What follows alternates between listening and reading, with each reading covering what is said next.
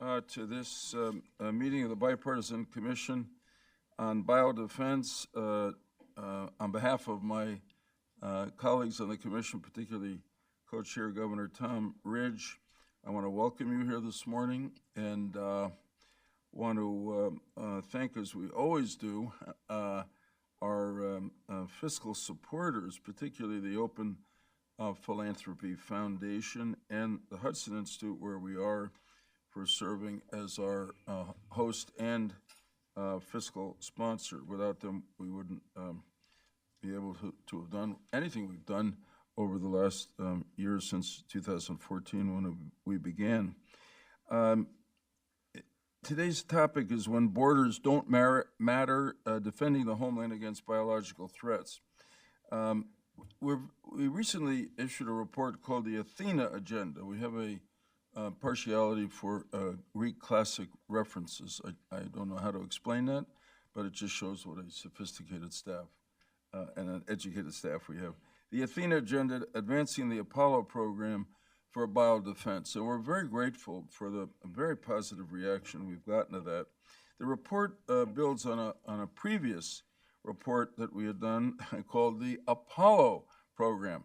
You see the continuation of the Greek theme for biodefense, which provide, and this one provides additional action items that we believe could enable Congress and the administration to take pandemic threats off the table within a decade. I mean, that's our bold, but we think attainable goal. Of course, it won't be easy, but I always like to quote President Theodore Roosevelt, who said, "Nothing in the world is worth having or worth doing unless it means effort, pain, and difficulty." The Apollo program for biodefense is certainly worth doing, and any effort, pain, and difficulty required to make it happen will be worth it. When our commission first met in 2014, we decided to look at all biodefense programs across the federal government. Much of the national conversation about the current pandemic and previous biological health emergencies has understandably concentrated on the Department of Health and Human Services and related agencies like the CDC. And your coffee's over there. Down with your bag. Is there another meeting occurring? I don't know. Anyway, okay. Wow. They're welcome inside the room. Okay. However, we cannot overlook the many other federal departments not directly involved in health and agencies with important biodefense responsibilities. And that's why our commission has always said that biological threats demand an all-of-government response. Today we're going to focus on one of those other departments with major biodefense responsibilities, and that is the Department of Homeland Security. Governor Ridge and I are quite familiar with this department from our previous lives. He is the very first Secretary of the Department of Homeland Security, and I as the chair or ranking member of the Senate Committee on Homeland Security. Today, the Department of Homeland Security is the third largest department in the federal government. It contains a very broad spectrum of agencies to protect the homeland security of the American people. Because we had it on this wide button. variety of threats, including biological attacks. The department also provides support to state, local, tribal, and territorial governments to safeguard their communities from biological threats. DHS has a number of operational components with important defense responsibilities. And I'll just tick off a few, which we'll touch on today. U.S. Customs and Border Protection, Federal Emergency Management Agency, Federal Law Enforcement Training Center, U.S. Immigration Customs Enforcement, TSA, Secret Service, Coast Guard, and Cybersecurity and Infrastructure Agency. And some of these probably would surprise most people in relationship to COVID-19. For instance, early in the pandemic, CBP, in conjunction with the CDC, conducted temperature checks at airports for passengers traveling from countries with confirmed COVID-19 cases. When President Trump invoked the Stafford Act to issue major disaster declarations in all 50 states because of the pandemic, he placed FEMA, which is in DHS, in charge of managing the nationwide federal response. TSA utilized its regulatory authority to implement an executive order from President Biden requiring masks in public transportation, and so it goes. So it went on, and that's why Congress, of course, made DHS one of the 4 federal departments responsible for developing the National Biodefense Strategy. But here's a problem we face, I think, as we look at, focus in on the biodefense activities of DHS. Our government has never really defined the role of DHS in the larger biodefense enterprise. And part of the reason for that is that in the 20 years since the department was created, Congress has never reauthorized DHS, which means that DHS has not had the comprehensive congressional oversight it needs. Having tried and failed to reauthorize DHS while I was still in the Senate, I know how difficult that can be because it naturally touches on a lot of controversial and hot-button issues. However, Congress has made limited and targeted changes, including with regard to biodefense in the Department of Homeland Security. For instance, in 2018, Congress established a Countering Weapons of Mass Destruction office in DHS. At the time of its authorization, Congress, I think, was rightly uncertain about how the office would do, and so it included a sunset clause. And that means this office, which is directly related to DHS activities in response to the biodefense threat, will expire at the end of next year unless Congress acts to save it. As the House and Senate begin to consider whether to reauthorize the office, I hope members of both parties in both chambers will examine whether the office actually helped DHS better execute its responsibilities for biodetection and biosurveillance, as well as chemical detection, domestic nuclear detection, and WMD intelligence through the creation of this office. In other words, this is an opportunity, at least in this limited area, short of comprehensive reauthorization of the department, to take a really tough look back and see how this has worked and whether we can do it better. Our discussion today, it does not come in a vacuum. We're at a moment where our recent experiences, current experiences, should lead us into very serious reflection of the questions we're talking about. And of course, I mean here particularly the COVID-19 pandemic, but also now the return of big power conflict in the world, conflict with countries that have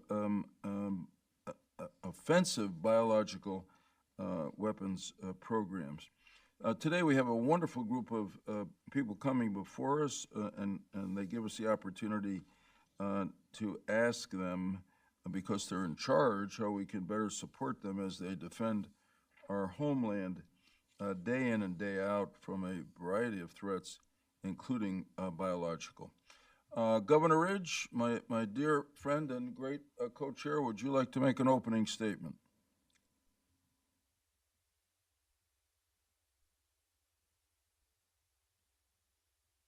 Tom, can you hear me all right? Maybe not.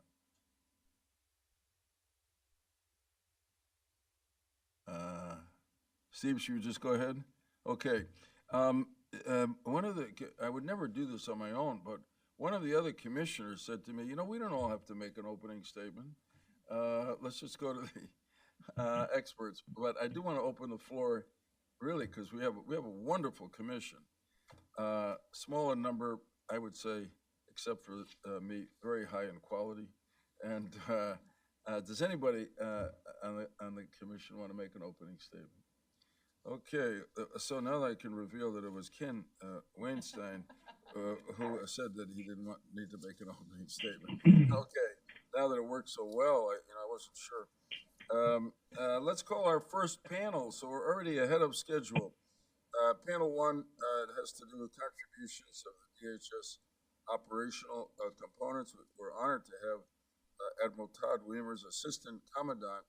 Please come up to the table for capabilities at the U.S. Coast Guard, which is in the Department of Homeland Security, and Kevin C. Harriger, Executive Director, Agricultural Programs and Trade Liaison, Office of Field Operations, U.S. Customs and Border Protection, Department of Homeland Security.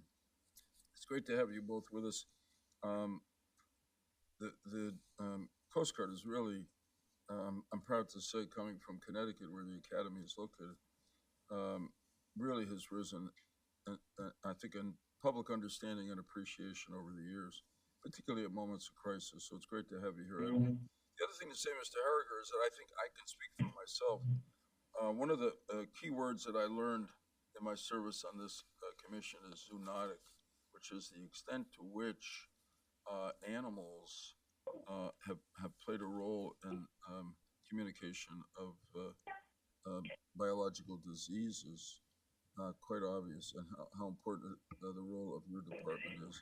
So, Admiral, we welcome an opening statement. Then we'll go to Mr. Harriger, and then we'll open for questions.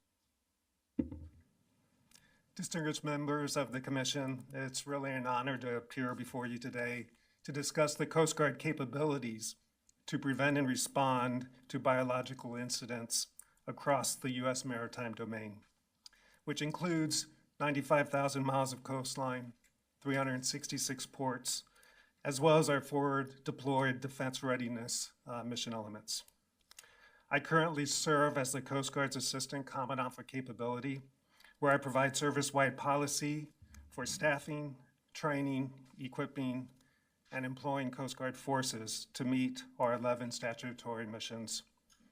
The Coast Guard has significant capabilities and authorities to help reduce the impacts from a variety of biological incidents that may occur in the maritime environment. To prevent biological threats from entering the United States and potentially disrupting the marine transportation system, these threats must first be recognized early enough to take preventative action. The Coast Guard uses screening and targeting measures for people and cargo transiting through our waters and our ports of entry. And the Coast Guard serves as a biological tripwire by conducting maritime law enforcement boardings and inspections. The Coast Guard has worked closely with the Department of Homeland Security, Office of Counter Weapons of Mass Destruction since its establishment in 2018. This relationship has greatly enhanced the Coast Guard biological response readiness, and it has synchronized DHS components, especially through Department strategic direction and acquisition support.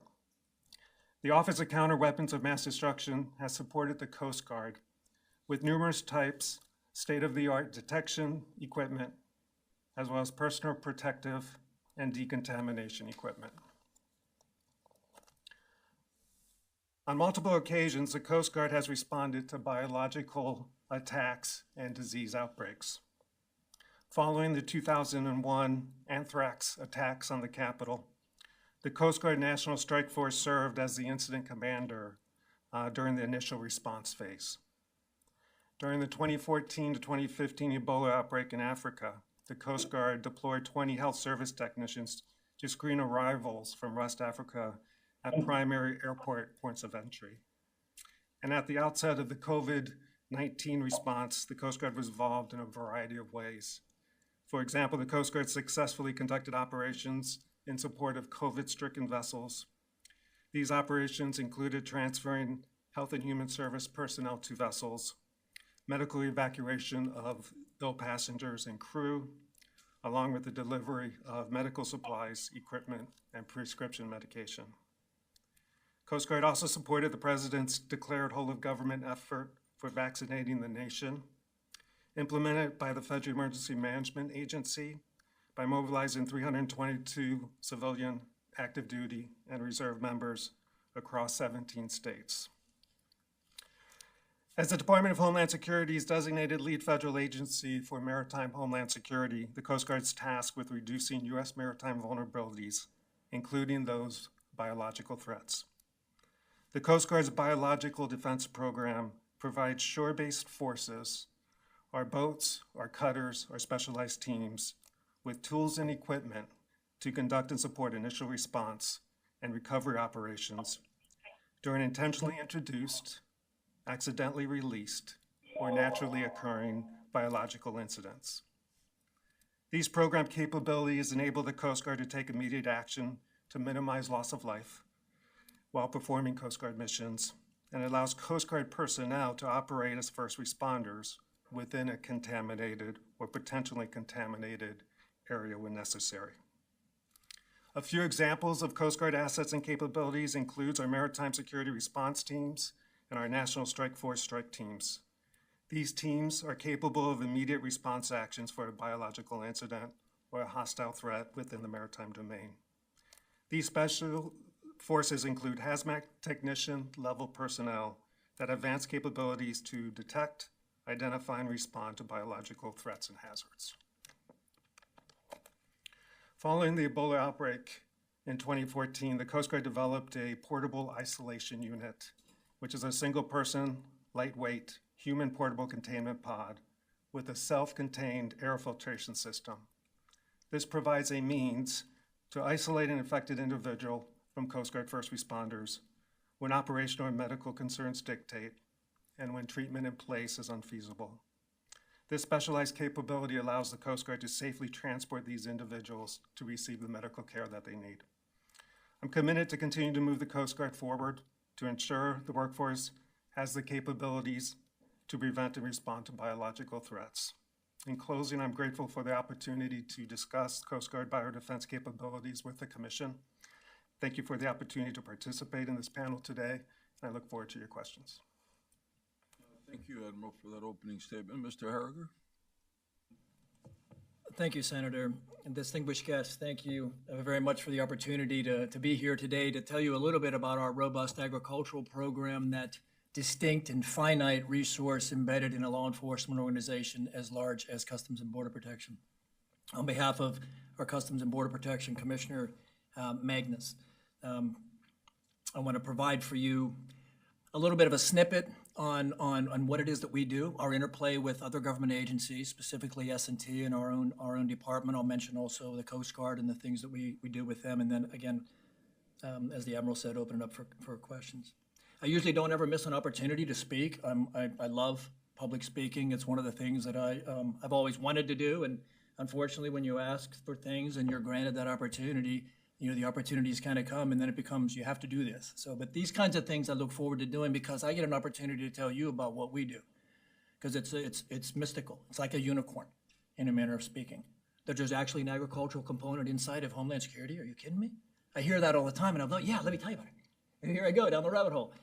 So, first, I'm the Executive Director of Agriculture Programs and Trade Liaison, which is an eclectic small group inside of the Office of Field Operations, the workforce that's at the ports of entry. Of course, we also have U.S. Border Patrol between the ports of entry, Air and Marine governing our assets, airside and seaside. I'm responsible for the oversight of the agricultural program. I'm also do outreach, engagement, responsible for the deployment of assets, strict way of saying the people and where they go, ports of entry, developing strategy, operationalizing regulations and rules, and developing and drafting policy for all agriculture and agriculture-related commodities. And I say agriculture-related because it might not be specific or right up front that, well, why are you looking at packets of soup coming from the Pacific Rim? That's agriculture-related. It's a product. It's not beef per se. And it also includes, and imbued through all of this, are biological threats. So I've been with the federal sector for nearly 41 years, the first 22 years with USDA's Animal and Plant Health Inspection Service, Plant Protection and Quarantine, which is the National Plant Protection Organization for the United States government. Their sister agency is Veterinary Services, which is the National Animal Health Protection Organization. One works with OIE, one works with the IPPC. We are not part of that per se, but we are the inspectors, detectors, and protectors at that port of entry. We adjudicate on their behalf. By virtue of Homeland Security Act of 2002, specifically Section 421, it spells out the 7 statutes that we're responsible for. The Secretary of Homeland Security is responsible for. So we have adjudicative authority, but we just don't have the mess of making the rules or the statutes, so we don't have to do that. We are their subject matter experts when it comes to development of risk, doing risk assessments, providing data. It's an exceedingly diverse portfolio that we have because in the beginning of Homeland Security, we just owned Title VII plants and Title IX animal products because that was enough. No one had ever gone through a merger like this before, or a transfer of function, poetic way of saying it. But it worked, right? 1,546 people left the USDA to become part of the Department of Homeland Security's Customs and Border Protection Unit. We now have over 2,700 of those officers. They're now called CBP agriculture specialists. We were at 136 ports of entry. We're now at 186 ports of entry. We used to have 74 agricultural canine assets. We now have 189 agricultural canine assets. It's not a bragging thing. Stuff should grow over time. It's always dependent on getting authorized billets, and appropriated is even the bigger thing. But also the way that our reach has grown. We're keeping up with the economy, keeping up with the dramatic increases in volume.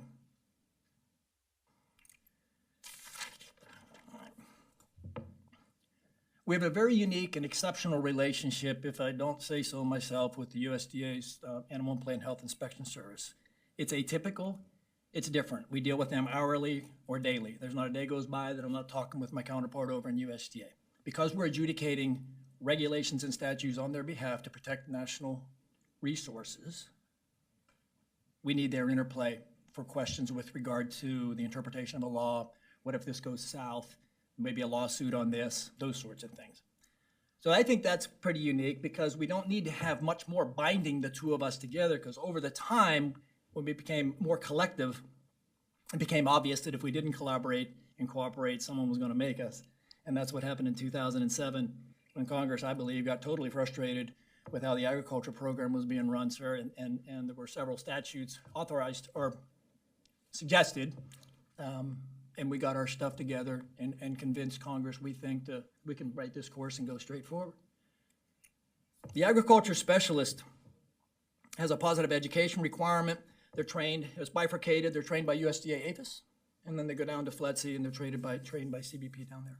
It's intense training, regulations, methods, means. There's 27,000 CBP officers. They also receive training. Mostly it's what they need to know at that point.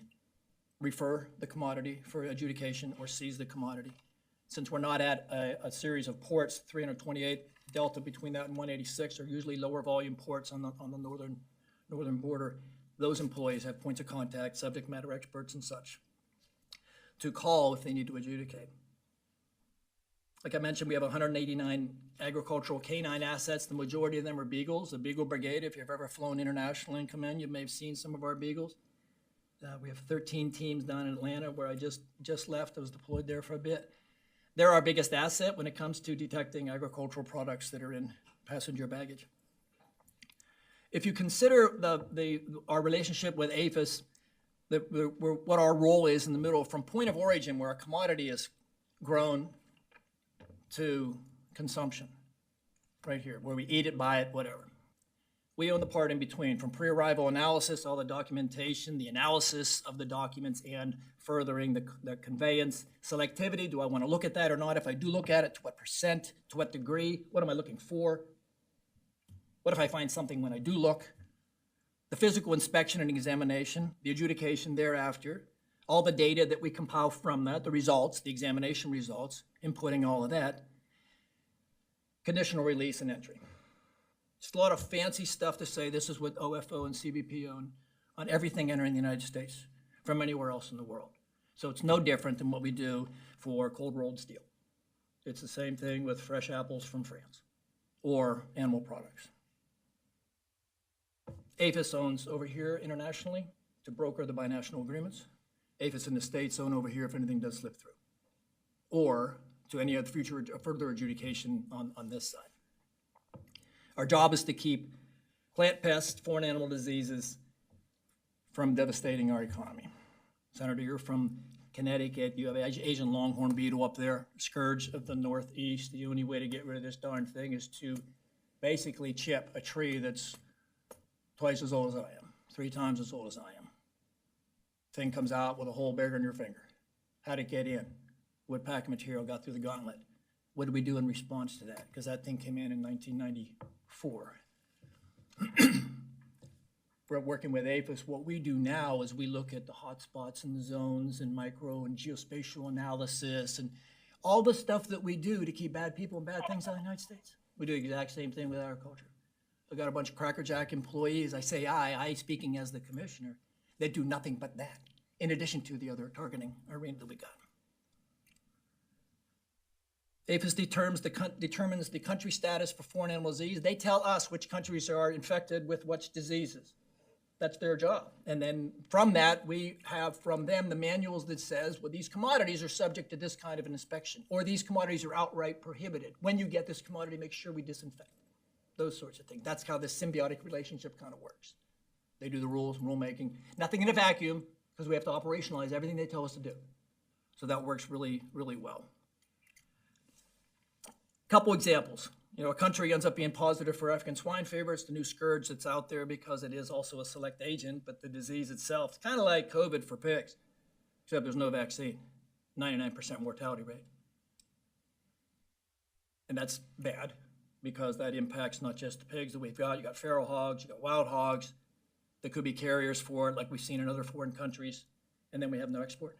And we just opened up a huge export market with China and some of the Pacific Rim countries in the Far East for our pork products. That wouldn't happen no more. And there's no vaccine. It's a very complicated virus in that. Commodity has a high incidence of non-compliance, so APHIS tells us they find something over here and go, hey, Kevin, we've got this going on. Will you please respond? And we react accordingly through our algorithms and all of our networking. We take a higher look. We want to start looking at that higher percentage of that. And I give you this backdrop to say it's the same thing for biologics. I don't split biological threats into regulated commodities, some restricted, and those abject, pernicious, nefarious ones. They are in a box by themselves, absolutely. There's the select agents, the Agricultural Bioterrorism Act, the Bioterrorism Act itself. Yeah, we look at the whole thing. Because we adjudicate all the permitted products and commodities that are coming in valid for research and analysis. And sometimes those things are what I call hot items. And we work with S&T in the department. We train the Coast Guard how to adjudicate and look for an Asian gypsy moth, which could be the new scourge. We have the European gypsy moth here in the eastern part of the United States, which is a biological threat. Kind of hard to weaponize that, but it could happen. The things that keep us up at night are weaponizing the things that we can't see, the liquids, the gels, the powders, and that sort of thing. So we started and we launched a biological threat exclusion team. Conducts compliance checks. They work in our targeting and our analytical unit. They conduct outreach, in-reach. They train academia, researchers. It's counterintuitive from that proverbial federal employee. By telling you and teaching you everything that I know, this is what we're looking for, it's not going to help you smuggle. We have ways and means for that. It's to enlighten you and let you know this is what I'm looking for. These are the requirements. So we're just going that extra step and simultaneously demystifying what it is we do for a living, what the ramifications are downstream. People that work in BSL 3 and 4 labs, they know all about BSL 3 and 4 labs. They know biosecurity. Do they know you shouldn't carry this in their pocket? Do they know all of these things? So we have experts do that, and the people that help guide us is S&T, CDC, USDA, FDA, the other agencies, because none of this stuff is done in a vacuum. Those same individuals train the FBI, get them smarter on dealing with biologics. The FBI trains us, chain of custody, document preservation, things like that, so that we work, again, because our tactical terrorist response teams are gonna respond to these things. We just wanna make sure we're all singing from the same sheet of music. Because my job is inspect, detect, protect, turn it over to. It's easier to look at that way. It's not like out of sight, out of mind. No, make sure you spell my name right, because I found it. We do want to take out, there's a little honor and prestige in that. We just may never be able to give Kevin public accolades because it's classified. But that individual knows they did a good thing that day. And that's what gets our boat going. Because of what we can do, and we look at what we didn't do because we couldn't do, because no one woke up and said, I'm not doing it. We didn't have the ability. We're now building that ability. These biothreat exclusion coordinators and biothreat operational specialists, that's the new wave for us. That's the next thing that we're doing. We're advancing to that point where the training, it's beyond just being an ag specialist. You're kind of graduating, maybe a master's degree or PhD, whatever analogy you use to be just that smarter person that can walk in and deconflict a very complicated interdiction with other three-letter agencies. That's all I have, Senator. Thank you so much. Wait for your comments. Mr. Harriger, you said you like public speaking, you do it well, and Senator Daschle and I are grateful, unlike many of our former colleagues, you did not filibuster today. I've been accused of such, sir. Okay. So a really good testimony from both of you, and I think it, in a one sense, makes the point of how much biodefense activity and what a great variety of biodefense activity in the Department of Homeland Security that we're focused on now. So I want to ask both of you the same opening question, which is there any mechanism, any office, any person within the Department of Homeland Security that has the responsibility for coordinating the range, the variety of biodefense activities within the department? Admiral? Thank you, sir, for that question. The office's CWMD does the coordinating mechanism. We have regular meetings with them, and it's all the different agencies, including CBP and TSA, Coast Guard. And we do collaborate. We do share activities that we are conducting and what tools and equipment would be beneficial. We also have science and technology at the department that participates, and they do a lot of the research for us that we discuss jointly together. Mr. Harriger? Yes, sir, but basically the same entities. Right. We participate in their CONOPS and tabletop discussions. What we bring to the table is that operational component at the port of entry and any kind of mitigation that we could do. When Ebola was mapped out before we dealt with Ebola, Right. they didn't believe on the onset that we had a role in that, and we did because of all the waste associated with, and waste is a very big box, but anything, including the shell on the inside of those aircraft, bringing people back, we own that. With the CDC, because it's hazardous waste, but anything they ate or whatever becomes international garbage.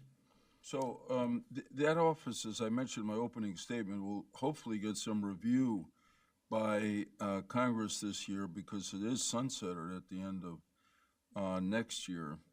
Do you have any constructive suggestions as to how it could be strengthened or improve its role of specifically of coordinating the disparate biodefense activities in the department? Maybe we'll let you go first this time, Mr. Harger. Certainly. So I've seen the evolution of how it's been. I saw how S&T and the department was struggling or challenged with how do I deal with this big ball of what?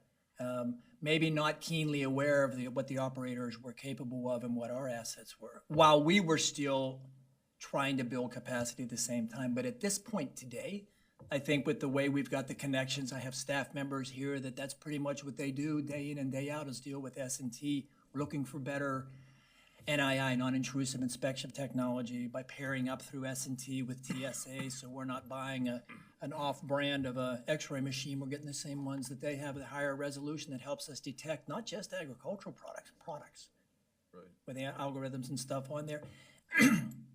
What they don't have, I think we make up for. We have had to make sure that we have a concerted effort. I've found over 41 years, sir, that this is one of those topics that we're really glad you're good at it, Kevin. because it's not sexy. It is to me. It's the coolest job ever. But it's very geeky, sciencey, techie, and that's who, however, we're dealing with. They're kind of like my ilk, if you will, and so we speak the same language. My job is to translate that to my bosses so they understand, and members of Congress and staffers, that this is what we do, and take that translation. Long answer for I don't believe we need to do a whole lot on it because we have come so far, and they're still going through that merger, or the demerger as well. So, Admiral? I'd say the coordination route the department is very important. Something that it's good that it's occurring because we're really at the front end. We're going on board vessels. We're inspecting vessels. We're not taking the time to do some of the research ourselves. We're relying on the department to do that research, to identify what the best equipment is for our folks to use, the right equipment to detect. And I think that's a very important role for the department to be doing.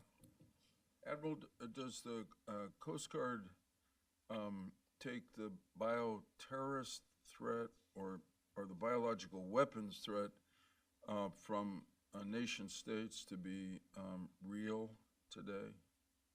We take all threats to be real. Yeah. So, absolutely. And we've got specialized teams that are trained up to be able to operate in an environment, a contaminated environment, to be able to address that threat. And that's in response to a biological attack or to try to stop it if it's coming in from the waters? We're specifically trying to stop everything before it reaches our shores. So the early indication, the intelligence community telling us things are coming in is vitally important, yes, sir. Right. Mr. Harriger, tell us, in the work that your 2,700 specialists do at the ports of entry, what's the most common biological challenge that they find as they're checking the products coming in, food coming in? So from a consumable, it's usually animal products, meats. That's the highest percentage of the quarantine materials that we intercept. And so it doesn't have. So what's the problem with the meat? So the meat takes on the disease status that the country from the country of origin, right? So we will never, nor will USDA APHIS ever test a meat product as it arrives for do you have ASF, African swine fever, because OIE has already stated through the UN they have it in that country. That piece of meat may not have it. It could be embarrassing. So we take on, okay, it's got African swine fever. It needs to be mitigated, safeguarded, and destroyed appropriately with these hazards. That's the most common thing. But in the realm of biological threat, more in that lane, what we see probably more frequently on the Mexican border would be illegal importations of animal vaccines, medicines, those sorts of things. We just had a huge seizure last week. Huge, it's relative, but for us to have that much, 60-some containers of horse-related vaccines, medicines, all of which are regulated and restricted both by FDA and by the USDA. Some of it permitted. These people, these individuals, because we drill down as best as we can on that, absolutely, and put that into our information so we can find out more. It's not like they wake up one day, let me go ahead and do this and bring this in. It's really to save money, circumvent. Can't do it here in the U.S. Got to go to a veterinarian. This stuff costs a lot of money. I just want to get this now, and that's common. In the express courier international mail lane or pathway, permitted items that have a permit from USDA or others, but they may not have taken the most appropriate biosecurity measure to secure it, which is a Department of Transportation thing, which we enforce those as well. Or the permit's outdated. So when those things go on hold, those are the most common, but we do also interdict things that are mismanifested or not declared at all. Those are scary, and then we refer them to the appropriate agency. Okay, thanks. I want to come back later on, if we have time, to African swine fever with you, Mr. Harriger, because the description of its impact is, as you said quickly in your testimony, is really unsettling, shall we say. It's quite serious. Governor Ridge, do you have questions for these two witnesses? Well, thank you very much, Senator. Admiral, I've been very encouraged by your your testimony to the extent that you are able to coordinate your response and activities with other agencies through other individuals. How much of that coordination has been affected because of the personal relationships you have or because statutory or regulatory direction? One of the big challenges we see in the whole question of biodefense is the kind of collaboration that you described so effectively. And I'm kind of curious as to whether or not your positive testimony in that regard is a fact of the regulatory requirements or just a personal nature, personal relationships based on friendship and respect for one another's efforts. Yes, sir. We obviously collaboration is very important. We look at all risk and threats throughout the maritime environment, and we really see the maritime environment as, you know, our operating area. And we want to make sure through, you know, our role within a member of the Department of Homeland Security that we're addressing all threats that come in. Coast Guard doesn't have any statutory or specific statutory authority on biodefense, but it certainly, we do have a biodefense program within the Coast Guard, and we do outfit our folks to be able to operate because it is a threat, and we are organized to address the different threats within the maritime environment. You know, I know, I think with great pride, I served as secretary. I know full hand that the Coast Guard is semper process, right? Yes, indeed, sir. So thank you for your testimony.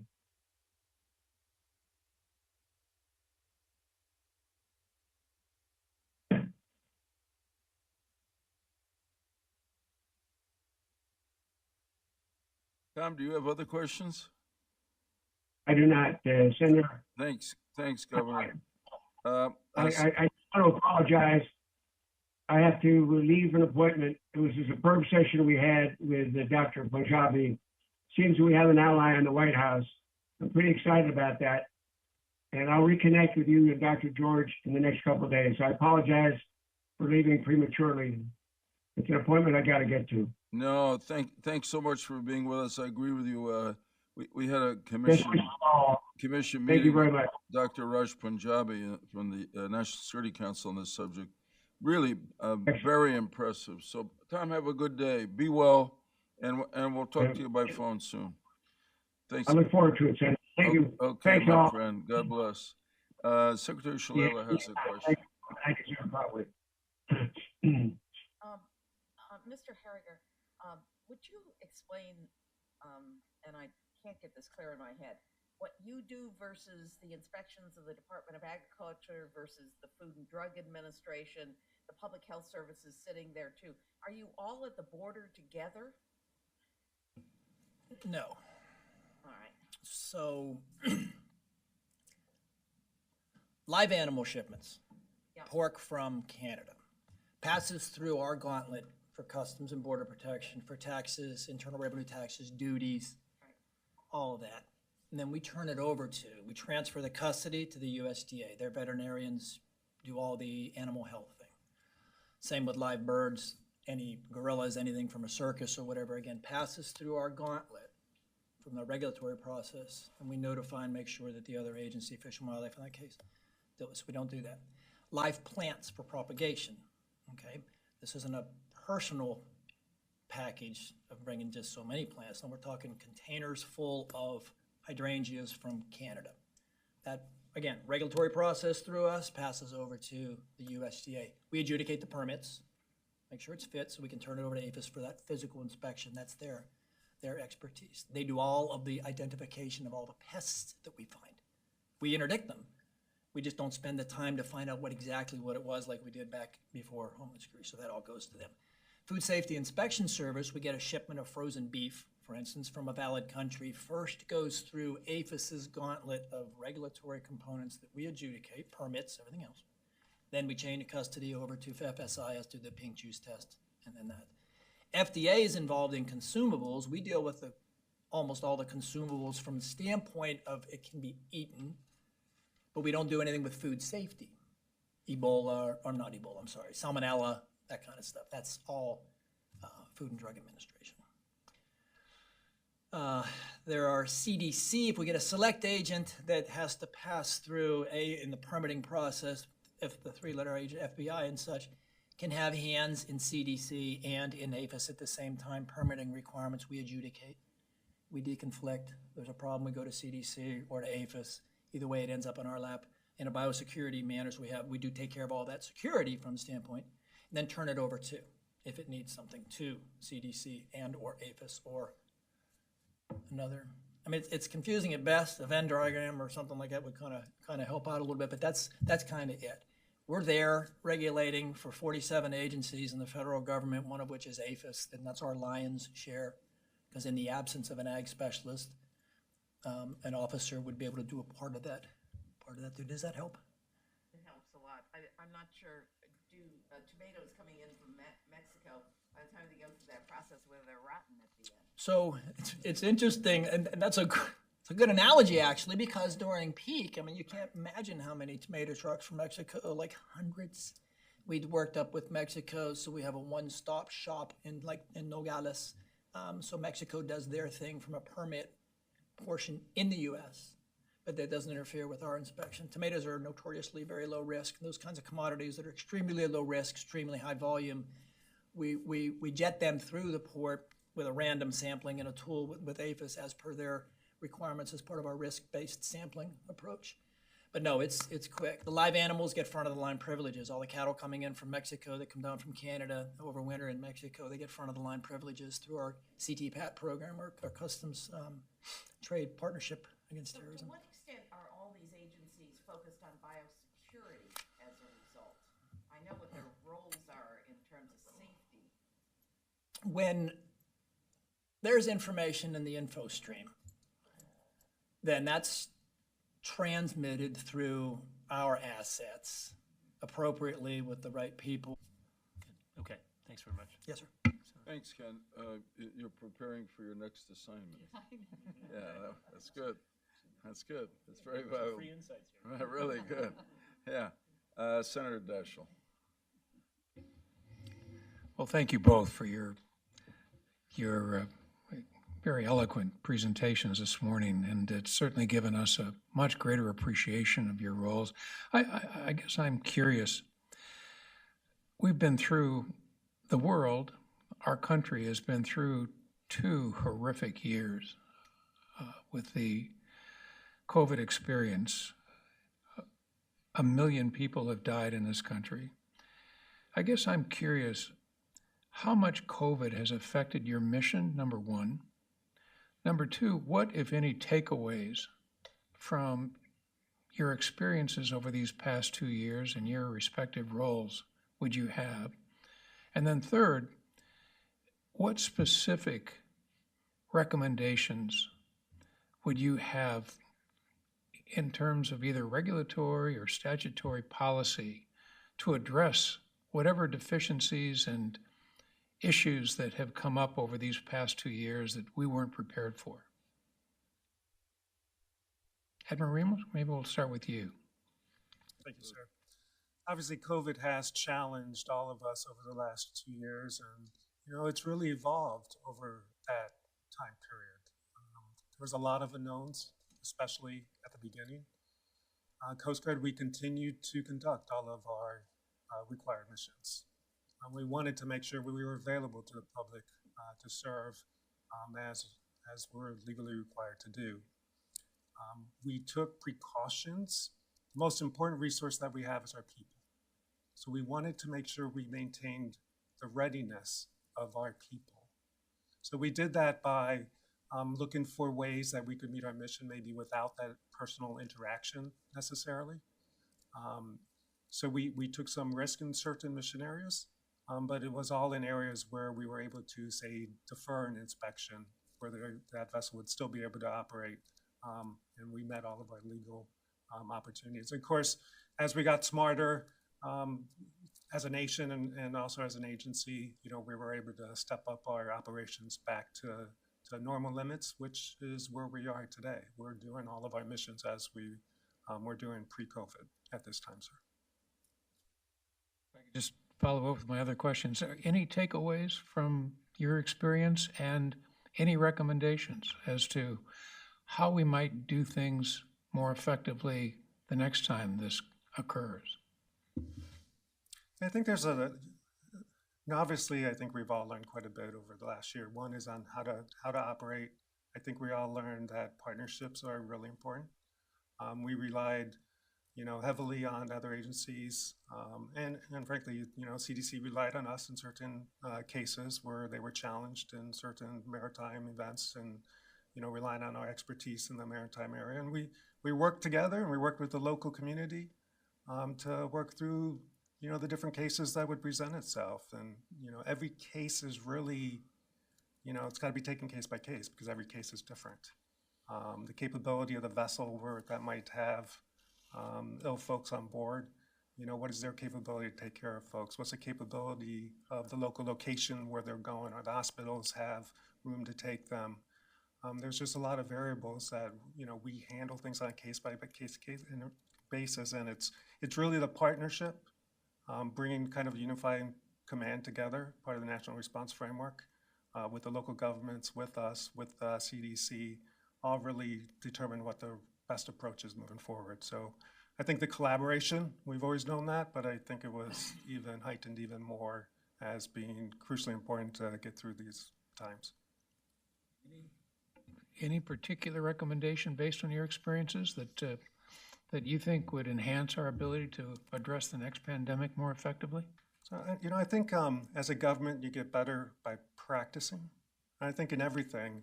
So exercising, coming together, historically and, into the future, I think that's always important to make sure we remain ready to respond to biological threats. Thank you. Director Harriger? What a wonderful series of questions, Senator, which gives me a chance to think just this much more. How much did COVID affect us? Well, we had dozens of line of duty deaths to start because we had to be there and were there and were obligated to be there and willingly went to work. And some of those people died and got very sick. So from a resiliency standpoint, echoing what the Admiral said, it affected our workforce in that manner. So resiliency has become a very, very, it's not a buzzword, it's a huge initiative and undertaking to be more all-encompassing, not just peer support and chaplaincy. We've learned that. We learned that we were woefully prepared for that loss, how to deal with a family. That is taking its own course. It's one of the commissioner's top priorities. The second thing, it changed the work landscape. There are jobs, even in my shop. I vehemently oppose telework. I don't want telework. Come to the Reagan Building. Your job is in Washington, D.C. Why? Well, I'm a walking anachronism anyway. I'm 63, and that's just how I did it, and damn it, you're not going to do it either. So I have to get out of myself for a moment and look at the workforce today and how dynamic it is with whatever generation they call themselves, and there's nothing wrong with that, but we were able to put more product on the table most of the time by having a restructured workforce. So that's resonating throughout our agency. For some lines, obviously, you can't inspect passengers entering the United States from home. But there are some jobs there that we were zero tolerance, episodic only when there's a snowstorm, to a much broader funnel. The lesson from that, sir, if I may, is that the government needs to make a decision on we embrace this telework thing or delegate it appropriately to the department saying this is how you should do it. It's just someone to own it, but without kicking the can down the road or without making it look like I'm whining, will someone please tell me what to do? I know what to do. I'm doing what we're doing. Within confines. We have bargaining units and those sorts of things. It's all doable. Where do you want to be? Where's that whole of government approach want to be? So, we saw passenger counts go from 100% to 4%. We got 4% of the United States, of the passengers coming into the United States. 4%.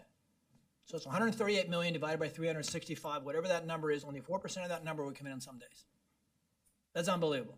Can you believe that? I still can't believe it. And I tracked the numbers because I provided them to APHIS so we could get a snapshot to see how much money we're losing because no user fee was collected.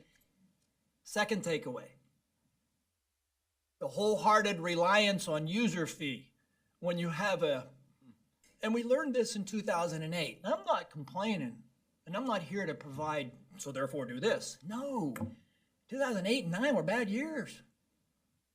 And we had to find funding And it's kind of hard to go to Congress and ask for money when you have some in reserve, right? I mean, you guys, you know this better than I do, if I may. So an economic standpoint, a financial aspect of that, let the financial people have to work the executive branch with Congress. Hey guys, just in case, you know, we need to be prepared for this because this is going to cost us a lot of money.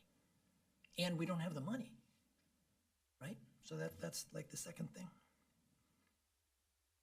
From an operational standpoint, we moved assets from passenger baggage, because those are 4%, and then 10 and 20 and 30, and we kind of more normalized for months, and then it's starting to shoot up again. We put them in a cargo environment. Well, we found out we didn't know what we didn't know. We found commodities and entities and entries that we thought we had a handle on, because you do have to make a lot of assumptions. You can only look at so many things. The intelligence and information, this can only provide so much. It's the physical examination going, oh, I didn't see that. Nationwide. Not something to be concerned about, like, oh my gosh, all this stuff got in. No, there's subtle irregularities. I love that trust but verify thing, because that's what we should do as a federal government, as a regulator. That's our regulatory role. So we found express courier or international mail, be able to put more assets there. Wow. For target rich in some locations. So we found that out. Now down the road, what do? Well, we don't go begging for more bodies. We get what we get, and we deliver, and we do what we can with what we have. If more comes, that's such a great thing. But we did find that we can be more strategic and precise if we become a better risk-based agency, which we are. Looking at the tomatoes, bam, and less of them because they're so low risk. I can concentrate on coriander and cilantro. Higher, it's a lot very target rich for pests. So we just switch. Do the same thing in international mail, express courier. Some countries and points of origin, very low risk. Okay, and then we can kind of lay back on them and plus up on the other ones. So that's the kind of like the third takeaway. I know I kind of flitted around a little bit, but hope that's helpful. Thank you. Thanks, Tom. Congresswoman Brooks, thank you. Thank you, and thank you for your testimony today and sharing with us. Oh, thank you. Thank you, Senator. Haven't done this for a while. I want to focus a little bit more on the workforce because as you both have said, it's all about the people. And I'm curious, with the Coast Guard, you have specialized teams that focus on biodefense. With your agency, everyone has to be. I mean, it's part of their training. And so can you share with us what the status of your workforce is and whether or not you have, or whether or not Congress should be providing you with more, and what could we do to make sure you have enough of the type of trained people you need? And you mentioned exercising. I've always found that exercising is the best way to prepare. Should we be trying to ensure that there are more mandatory exercises, that more exercising is taking place so that you are best prepared, because you really are looking for a needle in a haystack, particularly with what you are doing. So I'd like to hear about that. And then secondly, I'd like to hear about with the conflict with Russia and Ukraine, how are your agencies ensuring we are best prepared to meet any challenge that might bring to our homeland? Admiral? So obviously the readiness of our people is always, paramount. It's probably the most important thing. We can have our folks ready to perform all of our statutory missions. And we are mission ready. We've been mission ready and we remain mission ready. Obviously the training of our workforce is key, and we've been able to change the way that we train. We do a lot more remote training today than we did in person before. So there are some things that we've evolved over the last couple of years to ensure the readiness of our people and the training aspect and making sure that they're all ready to go, and that will continue, and I'm sure it will continue to evolve over time. Obviously the Coast Guard, we have our many different missions, including the defense readiness part. So obviously we're participating in all the defense readiness aspects of our country as far as it pertains to the different threats and risks that you just brought up. But we're definitely participating in those planning exercises. Thank you. Director Harrigan? Ma'am. So we hold and have been holding more COOP exercises, tabletops at the local level. We've pushed down documents that we had created with a couple of the other agencies, specifically FDA, Fish and Wildlife, and USDA, APHIS on the plant and on the animal side. Vetted through S&T that we pushed down Mexican border in case we get cattle fever attack, African swine fever out in the basin or in the Midwest where we don't have as many assets. How would we respond to it in the bigger role? Everybody knowing what they're laying, because at the merger, no, DHS was just going to come in. We're going to take them out. We're going to deal with this. And I mean, I actually had people, and I'm like, no, you don't understand. That's APHIS's job. They kill the cows. They depopulate. It's pretty morbid, but that's their job. We don't have to worry about that. We worry about these things. And so once I think we've graduated to the point where I think everybody pretty much understands their role and where they fit into it with that industrial-sized event, if and when it should occur. COVID was a test of that, and our response globally in DHS and the whole government was a testament to what we are capable of. Now we need to hot wash the heck out of that and make sure the lessons learned really stick. From a resiliency standpoint, no, we're plussing up in that it's a slow process, because you can't just throw, in my opinion, it never works to throw 100 assets at something when you have all these training and other things that you need to do before you have them in the field in the first instance. So we can respond to a plus up, absolutely, not at the speed of light. So I'm not saying don't do it. I'm saying somewhere in between we have found is that thing. We are increasing the number of biological threat exclusion positions we have. I'm meticulous. I'm very anal retentive when it comes to doing that. I do not like throwing things out there and say, go fish. I want to control it. I'm the operator here to make sure this works. What I have in Detroit, I being the commissioner, what I have in Boston and JFK and in Houston is working fantastically. I'm ready to expand to 4 other ports of entry. Based on the success, but you've been to one port of entry, That's how JFK works. We're going to Miami. So you take the concepts from those 4 best practices and push them into Miami, right? So that's kind of the way that we want to push it out. My point on that is, yeah, we can expand these things, but we do them meticulously, tethering them to our tactical response teams.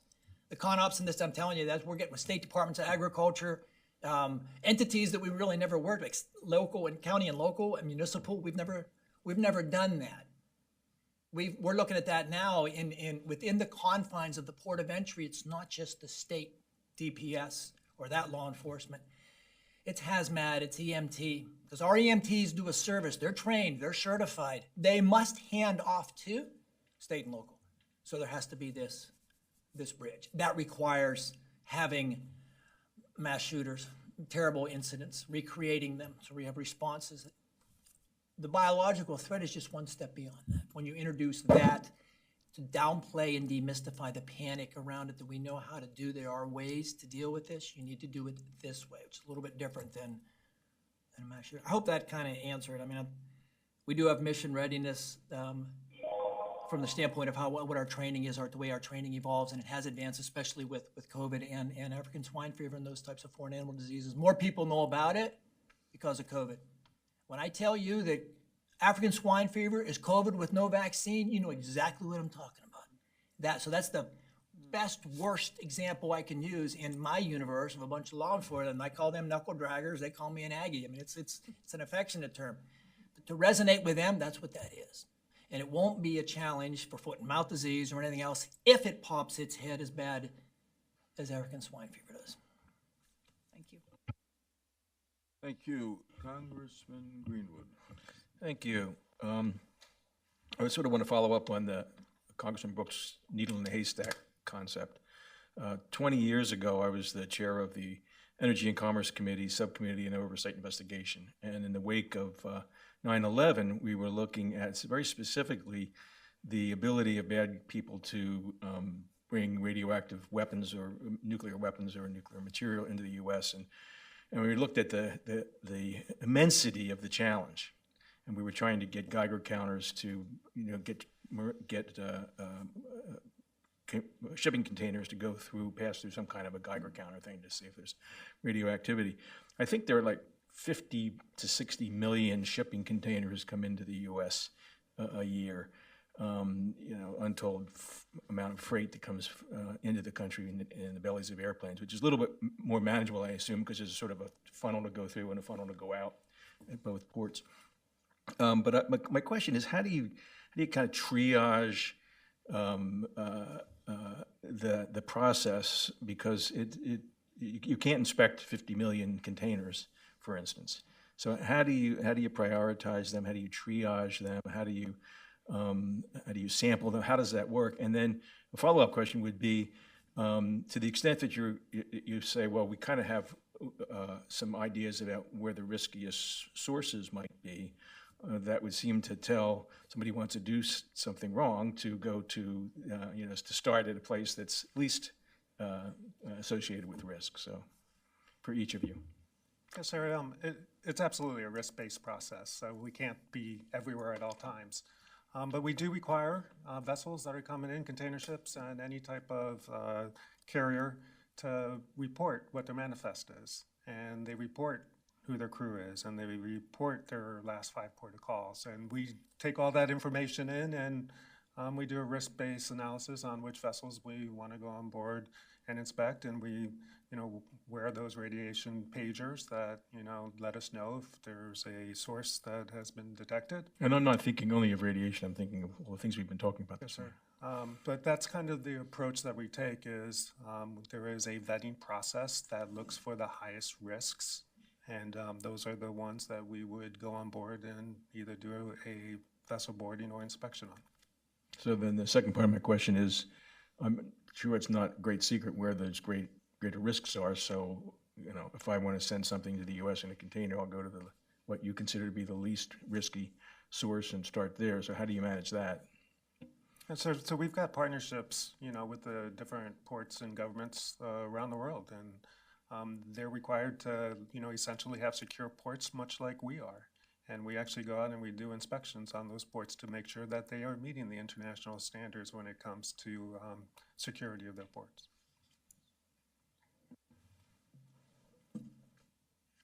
So Customs and Border Protection has, of course, their supply chain program of the Customs Trade Partnership Against Terrorism, which was started right after as a business resumption model, if you will, post 9/11 to get our trusted traders, or big Forbes 500s, if you allow me, to be able to resume business after such a cataclysmic event.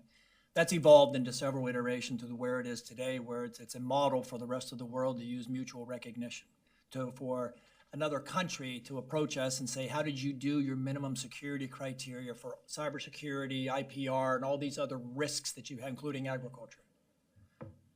And we do it to those different countries through our international services and tell them this is how we did it with our trade and our stakeholders. That's one way that we can kind of manage it, but similar to what the Admiral stated, it's through risk management. I mean, yeah, it's a needle in a haystack, but how big's the haystack and how big's the needle, right? Is the needle super shiny? And I'm not talking in metaphors to tease or to play with it, but really our haystack is not as big as it was 10 years ago, 5 years ago. I have a smaller haystack, but more things are coming. Yeah, I know more than I ever did about what's coming too. Am I confident? I'm not cocky. Oh my gosh, no. And there's no arrogance here, but it's confidence. And yes, we have a really good idea. That stuff that goes to another country, because that's called transshipment, that's evasion, circumvention. Countervailing duties, we got that. Now, every time, like a religion, no, but we have a lot of ways and means on how the money's all being funneled back to dopers, if you allow me. It's all transnational crime. People don't make money. They make money off of gorilla hands they use for ashtrays. That's tied to narcotics. All the dark web, it's all tied back. All the stuff that scares us and keeps us up at night, all got a nexus back to it. Illegal agricultural commodities, nexus. It's all the same thing. That's easy to train to. There are specific theaters in the world that present an inherent risk. Ironically, they're the same theaters that present the risk agriculturally. I bring that to the table for my guys so they can understand this is not just about that, bomb in a box. Yeah, that's bad too, but I also have Capra beetle and I have every foreign animal disease in that area too. So therefore, let's adjudicate the risk, but don't forget you have an agricultural concern as well, and that's us, and we're there. So they have that awareness, and they translate that over us as well. Yes, more things are coming. The federal government has never compelled trade and industry to provide more information in advance than they ever have before. It's with good cause. It took forever to get ACAS through, but it should take, it's a regulatory process. It takes time. 10+2, Secure Freight Initiative, CTPAT, CSI, Container Security Initiative, all these initiatives that give us more information, takes time. Well, once it goes through, after we convince trade and industry that this is really the beauty of this, you give me more information in advance, I'll guarantee you faster service. We convinced the northern railroads of this whenever Canada opened up Prince Rupert. Then they got a lot of the freight coming out by vessel from Canada into Prince Rupert circuitously on unit trains 2 to 3 miles long. It's all intermodal. They're all containers. They're all sea land containers. I'm looking at this stuff way in advance from a sea manifest because of the deal. You want this stuff to not stop in International Falls and Rainier and sit there for hours, two-mile train. So we brokered the deal by working with them and everybody else. Not perfect, but by telling them what we want to take a look at, because it's a regulatory process, works in advance. That model is what we use also on everything else, whether it's air freight, land freight, rail. Thank you. Second question for you, Admiral. Could you talk about lessons learned specifically on the quarantine side, which is a big part of your role, and also as it pertains to the cruise ship experiences? So, from a quarantine perspective, obviously CDC is really the ones making determinations on quarantine. The Coast Guard does not make quarantine determinations. Now, if it's a vessel like a cruise ship, obviously CDC will come to us and we will partner and assist them, as we can. The Coast Guard has control mechanisms as part of our Captain of the Port authorities that we can, prevent vessels from coming ashore or put them in anchorage or do whatever is the right situational approach for, the case that is being adjudicated. But the Coast Guard is on a, agency assist mode with CDC having the responsibility on quarantine. Thank you. I don't have a second question for you, Mr. Harriger, but maybe for the next few minutes you could just read the phone book. Well, I'll help you, Thank you, Mr. Mr. Harriger. Chairman. Thanks, Jim. So you got my attention certainly by saying that the African swine fever was like COVID without a vaccine.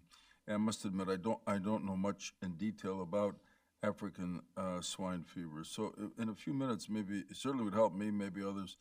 Give us a little history of it. I assume that if it made its way into the U.S., it would have a devastating effect on our economy. And here's a primitive question. I don't know if there's any evidence of this fever crossing over to the human population. So just take a moment and teach us, if you will. Okay. Thank you, and gladly. Just keep in mind, I'm not an epidemiologist. I got out of college with my bachelor's degree and was so happy to not go back for any advanced degree. But I learn a lot from a lot of people. APHIS, obviously, the resident experts. There may be some people this afternoon that have a stronger feel for the epidemiology, but I do know this. The disease right now is in the Dominican Republic and Haiti and crossing into Puerto Rico. The Caribbean islands down there and the trade that we have there, it's potential. Why? Well, because Aruba and these other countries get a lot of their stuff from Dominican Republic and Haiti. It's not just the meat. If a pig, in this instance, has African swine fever and maybe it has some resistance to it, like COVID with us, right? They have the disease, they don't get sick. It's not virulent enough for them, but what they shed through their mouth, their nose, just like humans, the other end, birds get in it, wallow around, because that's what crows do. And they go over to a hog farm. All those hogs are twins or triplets. They're all from the same gene pool. Why? Because we like big hams. We have fat back bacon. Whatever it is that we like as consumers, they make a pig to do that genetically. That's called breeding. That's good. But because of that, their somatotype is so similar, if one gets a cold, they all die. African avian influenza right now, 33 states. Why? They're all chickens. They're all the same. Because we don't like big eggs or big breeders or big chickens. And because they're all the same, their resistance is low. And there is no vaccine for either avian influenza or African swine fever. And it's not just the poop and the feces and that sort of stuff. If you were on a farm, like my boots, I got tactical boots on, and I go walking around on that farm, and I don't declare to you, which is why we ask a specific question, global entry or whatever, were you on a farm? You're out hanging out with livestock. Why? Because for 7 to 10 days, you may be carrying part of that virus with you, and you don't even know it. COVID, right? I got it. I'm breathing. I got a mask, but I sneeze. I touch this. Why are we doing all the Lysol and all the other stuff? Why? To kill the germ. Okay, it's the same thing with us carrying or an animal. I was around animals. I brought it back and may bring it back. Foot and mouth disease broke out in the United Kingdom in 2000, 2001. How they think it happened was there was a restaurant, a cultural restaurant that imported some meat. May or may not have been illegal, but they ate the meat and they put all their trash out back. Crows come over and ate the trash. That's what crows do. Guess where the crows went? Over to hog farm, cow farm. Foot and mouth disease kills hogs, very virulent to them, and then cows as well. And then you have funeral pyres. How'd it start? Oh my gosh, what happened? That's what happened, which irritates our Cattlemen's Beef Association and others. Well, how can we stop that here? Hence a very robust garbage compliance regulatory process to keep that out. We're working with the Coast Guard. We train them. They train us on MARPOL. We train them, hey, if you see this, just give me a call. We come right out there and deal with that because that's something that we're really, really, really concerned with. So African swine fever, when it gets into a population, boom, takes off. May not be as virulent for feral hogs, javelinas. Feral hogs are just hogs that escaped, like a feral cat, just got out and became wild. And they're maybe less susceptible to getting it with progeny from that stock, that brood, because it's more with other feral hogs. So they may not get it, but they could carry it. And they go around and they're spilling it around, so anything related to the swine could get it. It's a virus, so it could mutate. It does mutate, different genotypes. Haploid H's and N's and all those HN, but Dr. Lepetin could give you a whole thing. He's the smartest guy in the room on that. Tells me all about that, makes me smarter about zoonosis, what can cross over, what can't. Low pathology, low pathogenicity, high pathogenicity. Really bad? Not so much. Which makes African swine fever so complicated to make a vaccine. It's a very complicated disease. We've linked up with the swine industry, National Pork Board, Pork Producers Council, Pork Check, to assuage their concerns of what we're doing. We have showed them what we're doing, given them metrics on kinds and types of commodities we're interdicting. They're making us smarter. So they invite me. I went on a travel and road show before COVID. I went to every swine industry and association in the universe. It's great. Get to wear my uniform, tell them about what we do, scare them a little bit. And they tell me about the risk they have through their association members. So I use them as the ambassador to say, this is what Mr. Harriger said, here's his card, call him. If you've ever been on a farm, you enter the country and a customs officer does not refer you back to have disinfection done. I promise you, prompt and immediate. I actually made that promise a bunch of times. I have raised a whole bunch of heck with people too, because that's their job to do. So what are we doing now? What are your folks doing now to stop this African swine fever coming into the U.S.?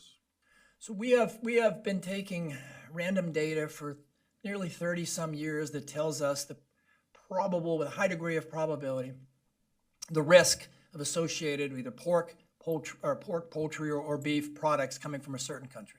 Right. So we look at the nexus between you as the passenger and that transaction.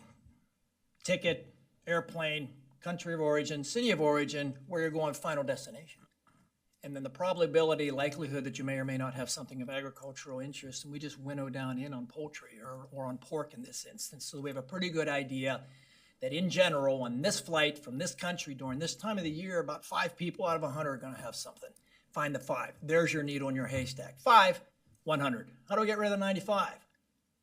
Well, we winnow that down by the similarities of the passenger transactions of the other 95. Right, so if the most common one is a couple with 2 kids and 6 suitcases, all right, I'm a single business person, so I'm probably not going to have that risk because I have all this empirical data about all the times we've looked at this individual with those kinds of attributes. It's matching. It's math and science. It has nothing to do with the reality of actually interviewing you and talking to you and whether I get that hinky feeling that you may or may not have something with you. So we've increased vigilance. We made them subject matter experts in their ports of entry so they know precisely what they need to know about the disease to answer questions like you're asking right now. We handpick onesie twosies like that. Dr. Lepetin and Nidhi and her staff, they're the ones that are pushing these things out for every foreign animal disease. So, bottom line, I may have missed it. Can African swine fever cross over to humans? Not this strain, right, Doc? Okay. That's a relatively optimistic note on which to end. Bottom line, I want to thank the two of you and the people you work with for the tremendous service you do for our country and for all of us as citizens. God bless you. Thank you. So we're going to break now for lunch. I think we have lunch for everybody, right? Yeah? And we'll see you back here at 1:15 for the next panel. Thank you.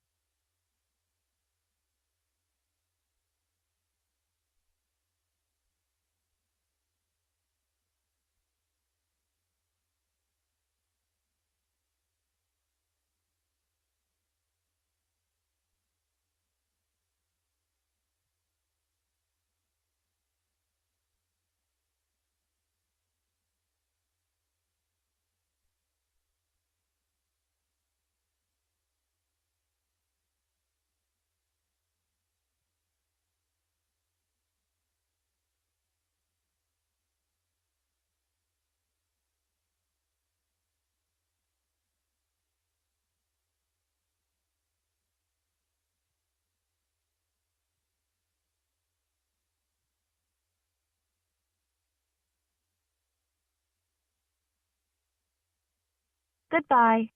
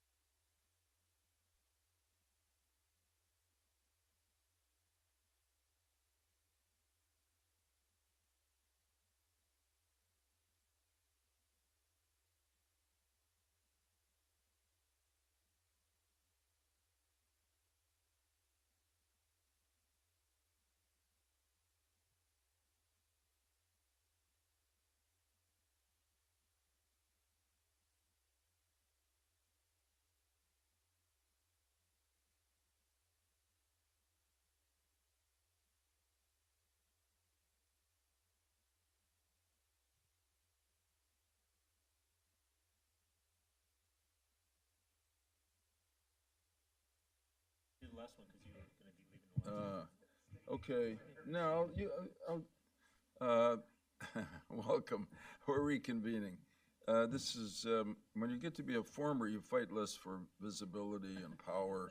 So Ken and I are trying to get the other one to. You take the ball. All right. So we keep hoping and praying that he's about to be confirmed for a significant position at Department of Homeland Security.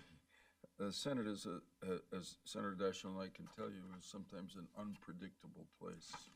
So when I say hoping and praying, we are praying. So with nothing personal intended, and certainly not a personal statement, because you know the high regard I have for you, I hope this is the last meeting of this commission that you're at. At least for now. Thank you. At least for now, right? Okay, all yours. Okay, good to have everybody back, and great to see the three of you. Very much appreciate you being here today. So we're going to be talking on this panel about efforts to protect against biological threats. Get your views about DHS's role in the biodefense enterprise, how it works, how it can work better, and where we should go in the future. And for that, we have Dr. Reggie Brothers. You go by Reggie? Okay, good to see you, sir. And Vale Oxford as well. And then to the right, we have Michelle Woods. And they bring three different perspectives on this issue, and we are all ears, anxious to hear it. I think, oops. Sorry. Okay, there we go. I think you could hear me, so I don't need to repeat myself. But we're anxious to hear your insights. We've had a good panel early this morning. I think you were all three here to hear that. So obviously, if there are any insights that you got from that you want to build on, we'd love to hear them. So, Mr. Brothers, if I could start with you. Thank you so much. Co-Chair Lieberman, committee members, thank you so much for inviting me. I really do appreciate it. Oh, yeah. You could hear that though, right? There you go. Yeah. Mhm. I had the pleasure of leading the Department of Homeland Security's Science Technology Directorate from 2014 to 2017. During that time, I was proud of my team's many accomplishments, including terrorism risk assessments, the development of biosensing technologies, and the deployment of biodetection assays. Further, I'm encouraged by the department's progress since my departure. First, as anyone in government knows, progress is a team sport. When I was at the department, chemical, biological, radiological, and nuclear CBRN responsibilities were spread across multiple headquarters and components. Since leaving DHS, headquarters, as you know, has reorganized and launched the Counter Weapons of Mass Destruction Directorate, CWMD. Having CBRN policy and operations centralized in one organization and research and development centralized in S&T, another organization, allows each office to specialize in its assigned missions. I believe that DHS S&T and CWMD work collaboratively to coordinate activities and avoid duplication of effort, which allows each to use their strengths to advance key departmental goals. Using an integrated process, the teams identify requirements and resource solutions for the department and other stakeholders. Now, I want to give you an example. So within S&T, highlight one key activity critical to addressing biological threats. It's called PANTHER, which stands for Probabilistic Analysis for National Threats, Hazards, and Risks. The PANTHER program knits together efforts across S&T to provide timely, defensible CBRN risk analysis and threats characterization capabilities to DHS and other stakeholders. Now, what came before this? If you remember, there was this 5,000-page BITRA, right? The Bioterrorism Risk Assessment. So PANTHER builds upon that legacy, and it integrates data visualization techniques to convert what was this huge encyclopedic thing into user-friendly, inquiry-based tools that allow stakeholders to tailor queries to their mission needs. These tools were using SARS-CoV-2 pandemic to inform DHS operations regarding the effects of HbA1c settings on indoor COVID-19 transmission, model potential transmission during air travel, and infer the median infectious dose of SARS-CoV-2 from transmission studies before animal studies were available. S&T has critical internal laboratory capabilities for addressing biological threats. The National Biodefense Analysis and Countermeasures Center, the NBAC, is dedicated to threat characterization and bioforensics. S&T also funds critical biodefense work at other industry partners and national labs. So I'm sure many of you saw the publications coming out of the NBAC during COVID-19 pandemic on the aerosol and surface stability of the virus. The infectious dose and methods were to inactivate the virus on operationally relevant surfaces. This is a great opportunity for NBAC to showcase its capabilities. They're usually used on national security problems to address a specific public health issue. So I really do applaud the leadership of DHS for using this limited resources, and these are limited resources in this manner. We're also aware the threat landscape is changing. In the latest worldwide threat assessment, the Director of National Intelligence highlights that rapid advances in dual-use technology, including bioinformatics, synthetic biology, genomic editing, can enable development of novel biological weapons that complicate detection, attribution, and treatment. It's critical that S&T and NBAC maintain their technical depth on these emerging technologies to address key policy and operational concerns for DHS and other stakeholders. Now, speaking of NBAC, one of S&T's core strengths is its portfolio of internal laboratory capabilities. So you're probably familiar with this. You've got NBAC, which I mentioned, CSAC, the Chemical Security Analysis Center. It also has internal research capabilities at places like Transportation Security Laboratory, TSL, National Urban Security Technology Laboratory, and I'm sure Plum Island, I heard some people talking about that earlier, the Plum Island Animal Disease Center. PIADAC, or Plum Island, is due to sunset in a few years, leveraging DHS expertise gained from the construction of NBAC, NBAC and the National Biodefense Facility, we've got all these acronyms, right? NBAF, which is scheduled for imminent completion, with staff coming online. That's about 230 team members, which will be hired to support NBAF operations, and more than 40 personnel in NBAF science teams as of the beginning of 2021. Right? So the facility will soon transition from a DHS construction project, so that started many years ago, right, to a USDA operational facility. So this is a real success. The laboratory will add critical capability skills to the nation's repertoire, and I really am excited to see what priorities USDA and DHS are able to accomplish, because it'll only be our only animal facility with that kind of security to it. As highlighted by the DNI's assessment previously mentioned, biodetection started as a challenging problem. It's getting more difficult. S&T and CWMD continue to coordinate on biodetection requirements. We can talk about how this coordination works as we go on in the conversation. The solution we all hope for is an affordable, high-trust, agent-agnostic biosensor with minimal logistic support required. And we can again talk about that in more detail, what that means. Unfortunately, the technology for such a device doesn't exist. The nation continues to build capabilities for advanced bioforensic techniques at NBAC and other national labs. I am hopeful these capabilities, which currently require multiple labs and teams of experts, will continue to become smaller, faster, and will someday be fieldable. In the interim, I believe that DHS is pursuing logical improvements to legacy systems while also investing in next-generation capabilities. I would have to defer to the team on specifics, though. Now, going forward, I believe S&T should continue to leverage its existing investments and capabilities in the biodefense space while championing whole-of-government approach coordinated by DHS. I would assume by the Office of Countering Weapons of Mass Destruction. Such an effort should lead to the development of advanced technical capabilities. Further, we'll continue to build upon relationships with the nation's first responders and public health community through a One Health lens. You're all familiar with One Health, right? It's this collaborative, multi-sectoral initiative, right, that's looking at the interconnection between people, animal, plants, and all that to understand threats going forward, right? Investment should be focused not solely on sensors, but the capability in enablers such as intelligence assessments, preparedness, planning, response, risk and emerging threat characterization, and bioforensic analysis. I also recommend broader interagency coordination and coordinated investment strategies within the federal government and with our international partners, which should be a fundamental underpinning of our approach. So this is the whole thing about how do we work better across our agencies, across the government, and across our international partners, right? And recognize that the private sector is critical in the speed of innovation and responsiveness and finding better ways to leverage this capability beyond traditional acquisition paths. What am I talking about? I'm really talking about public-private partnerships, right? So if you start looking at NASA, right, working with SpaceX, et cetera, and how that has helped, the one challenge we can talk about this you run into is that for commercial space, if we use that as an example, commercial space has economics. There's the economics of commercial space, and that's what's made it to really work right now. The challenge we run into is what are the economics of biodefense? And I think that's something that has to work out in order to get the commercial world really engaged. To conclude, the universe of bio threats is only becoming more complicated. With limited CBRN defense resources, we must invest in the most crucial tasks, the most promising technologies, and the most critical operations while staying vigilant and agile to changing requirements.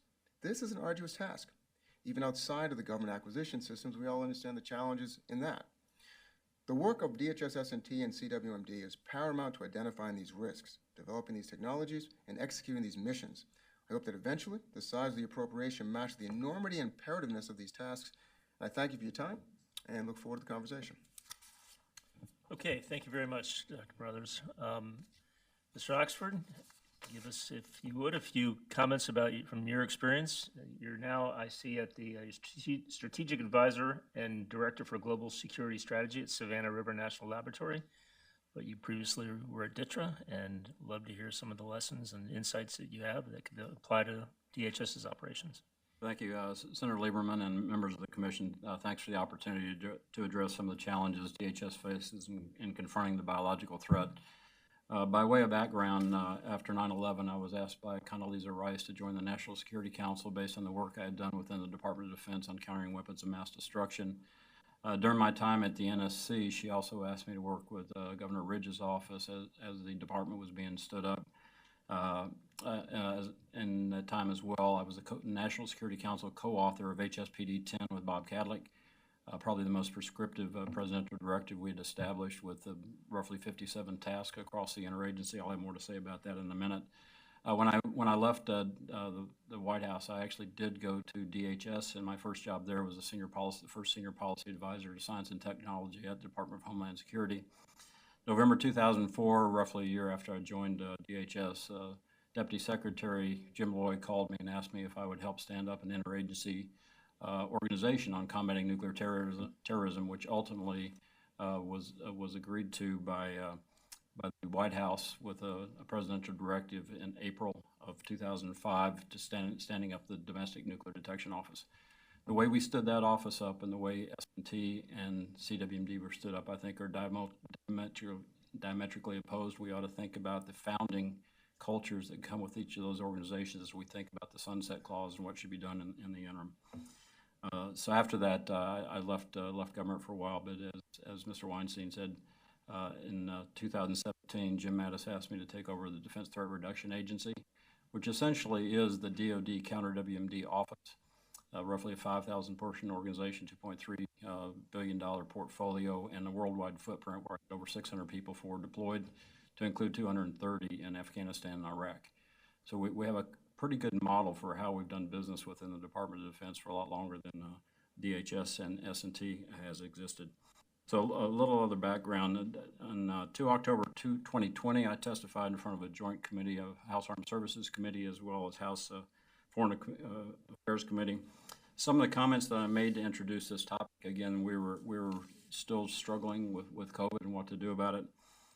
I said that we must think about the future threat landscape where gene editing, DNA sequencing, and synthetic bio offer our adversaries the opportunity to capitalize on the lessons learned from the pandemic and to potentially launch future attacks with little or no attribution.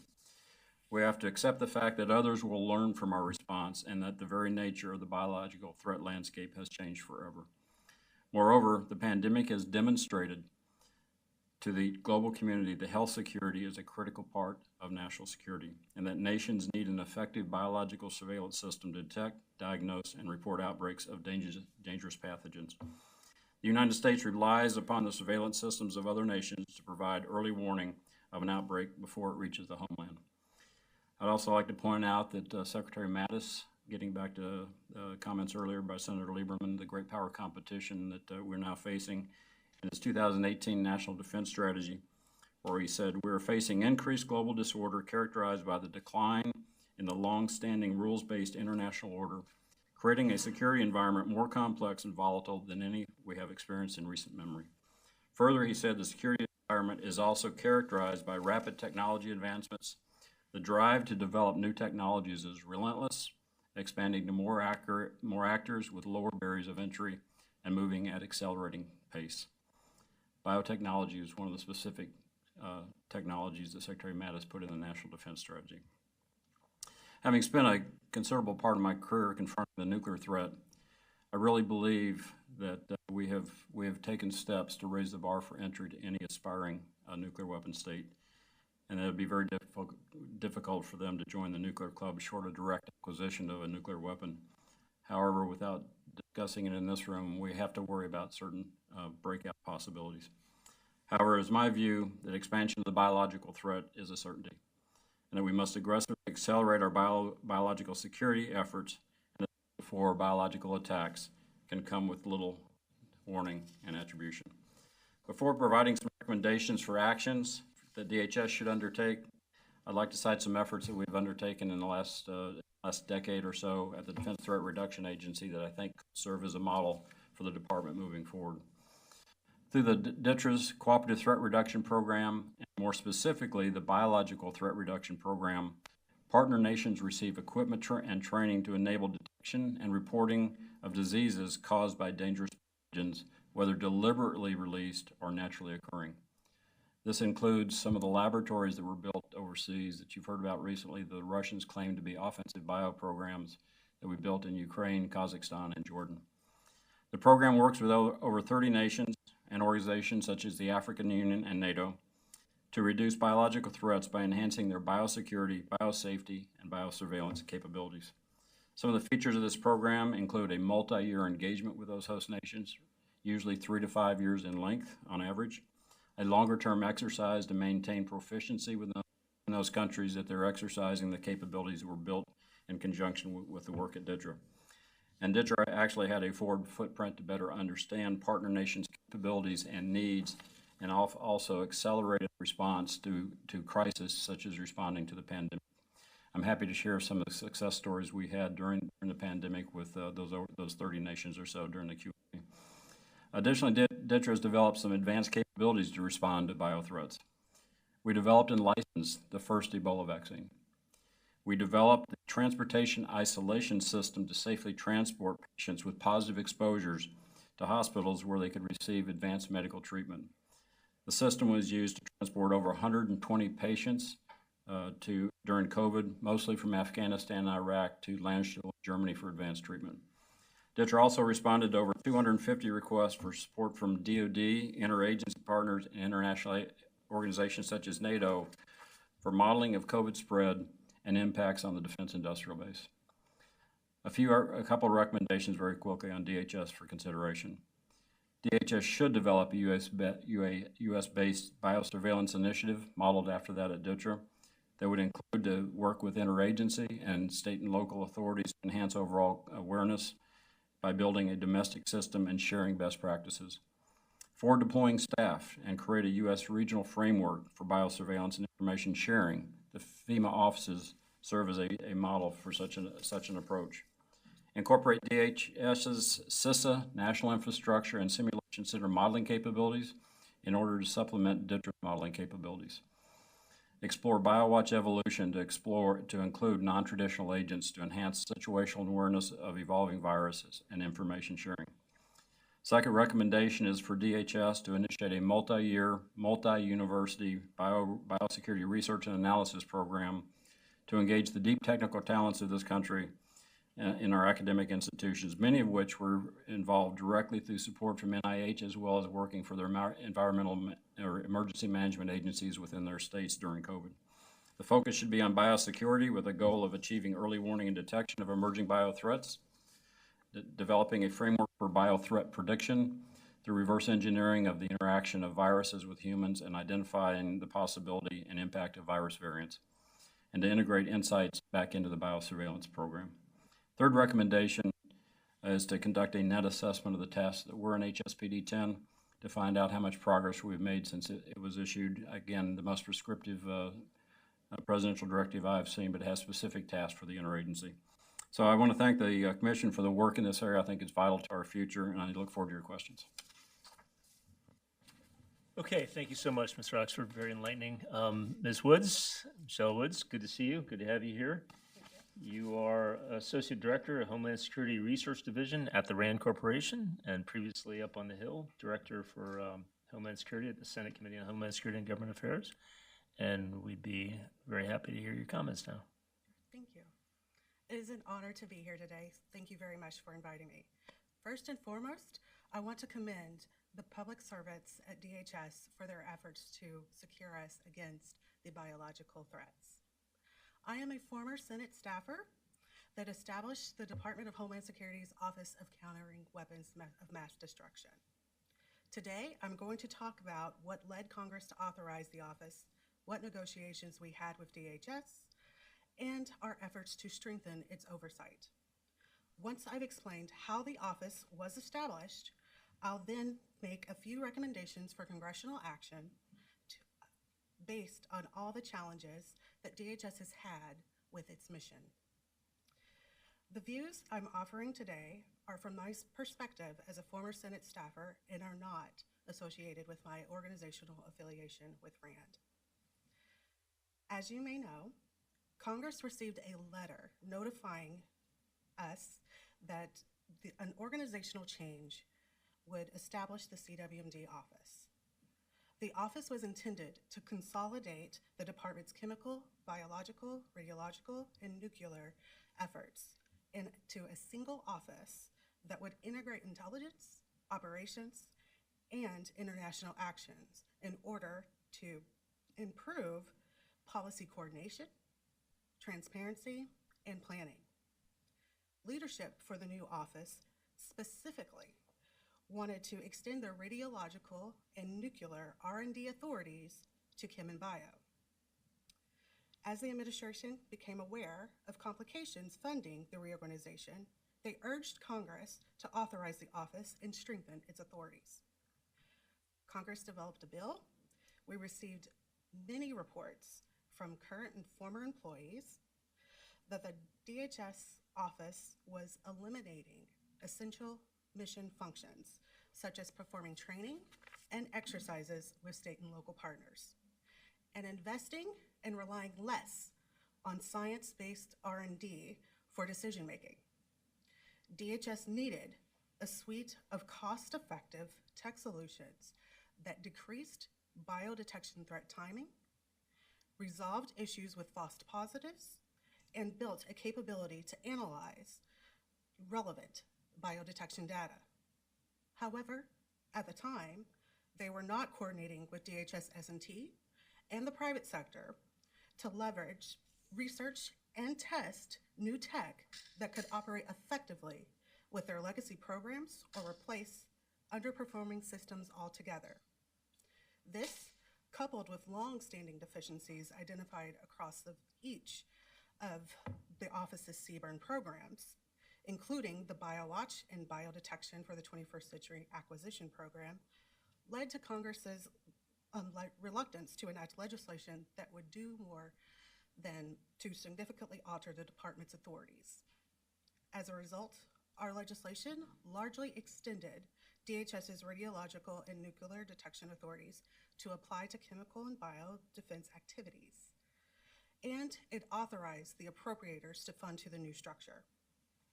But we also strengthened oversight. We required DHS to notify Congress of any functional or structural changes. We also mandated a GAO review looking at the organizational structure, which I am told should be completed soon.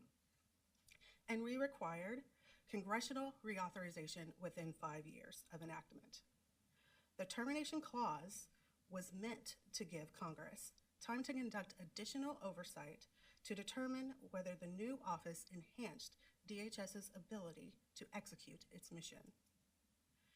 Based on how the office has performed in recent years, I recommend these things.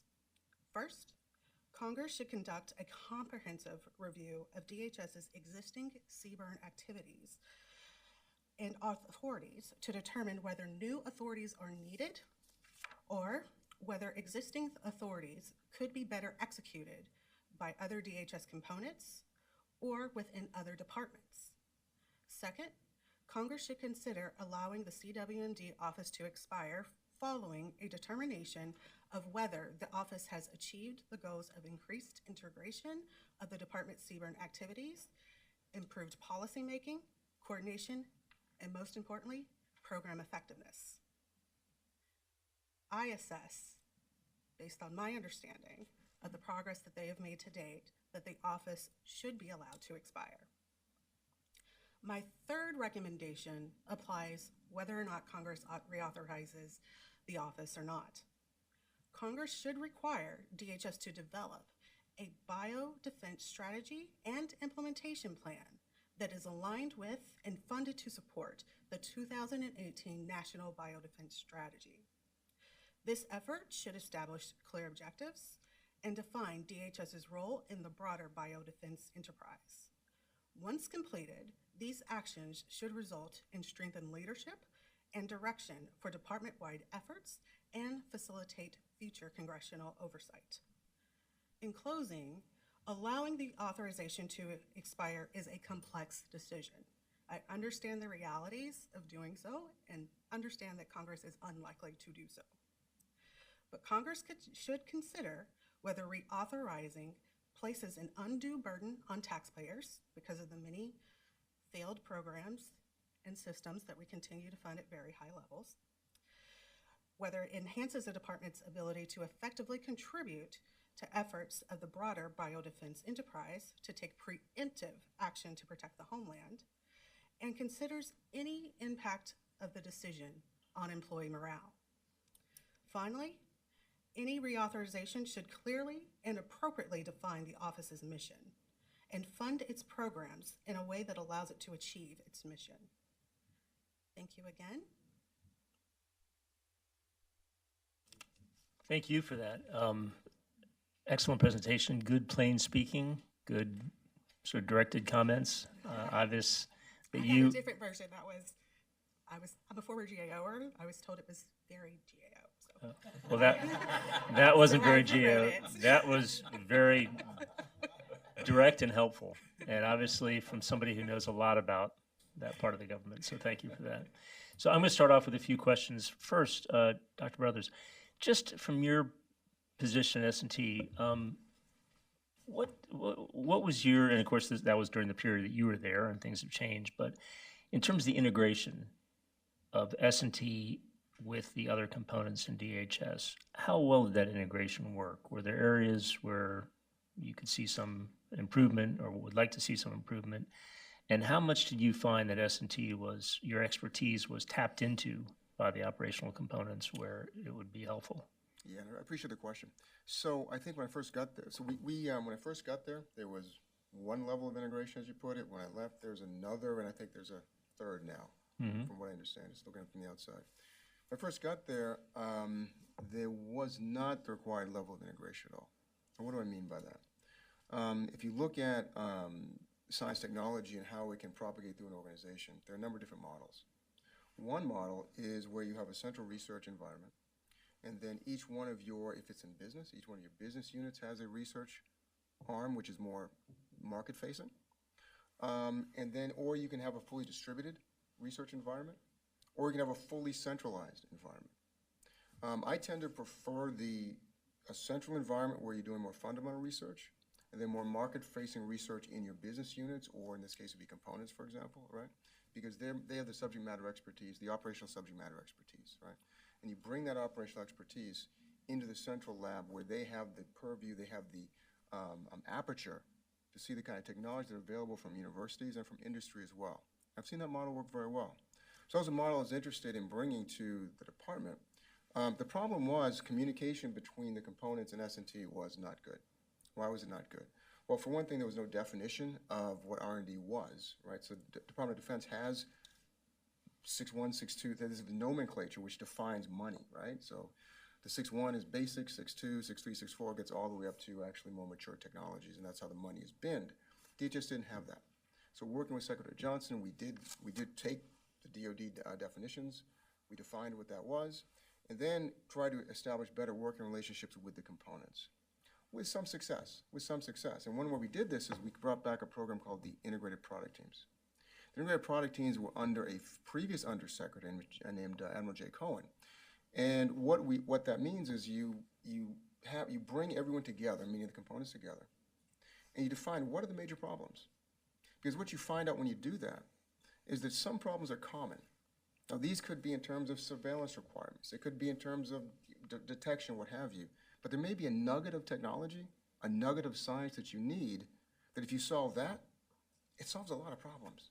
And you have a more effective and efficient use of your investment dollars. So that's what the IPTs are set to do.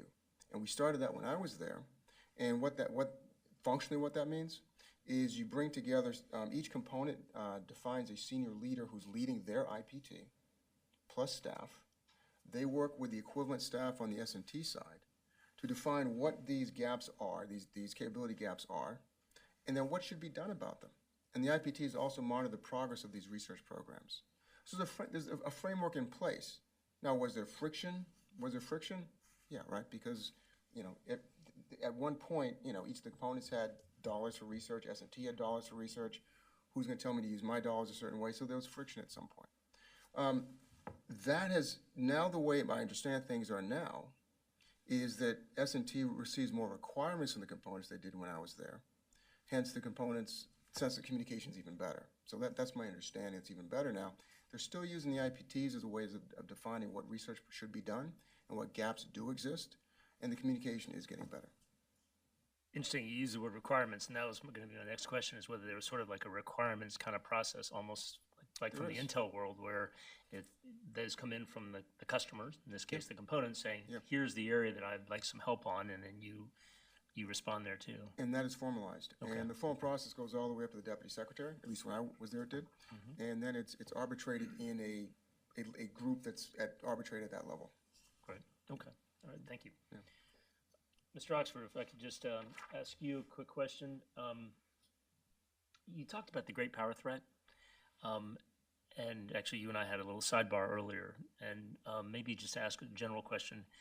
Do you have a view as to what DHS should do to sort of better its capability to deal with the great power threat that we're seeing, in living color in Ukraine?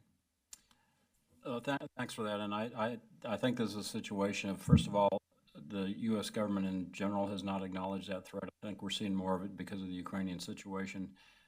Secretary Mattis saw it up front. He actually was kind of the author of the national security strategy that then he dove down into with the national defense strategy, given direction within the department. That pivot takes a big step. After 20 years of counterterrorism, under which Department of Homeland Security was created, understanding how to play in that space is really large.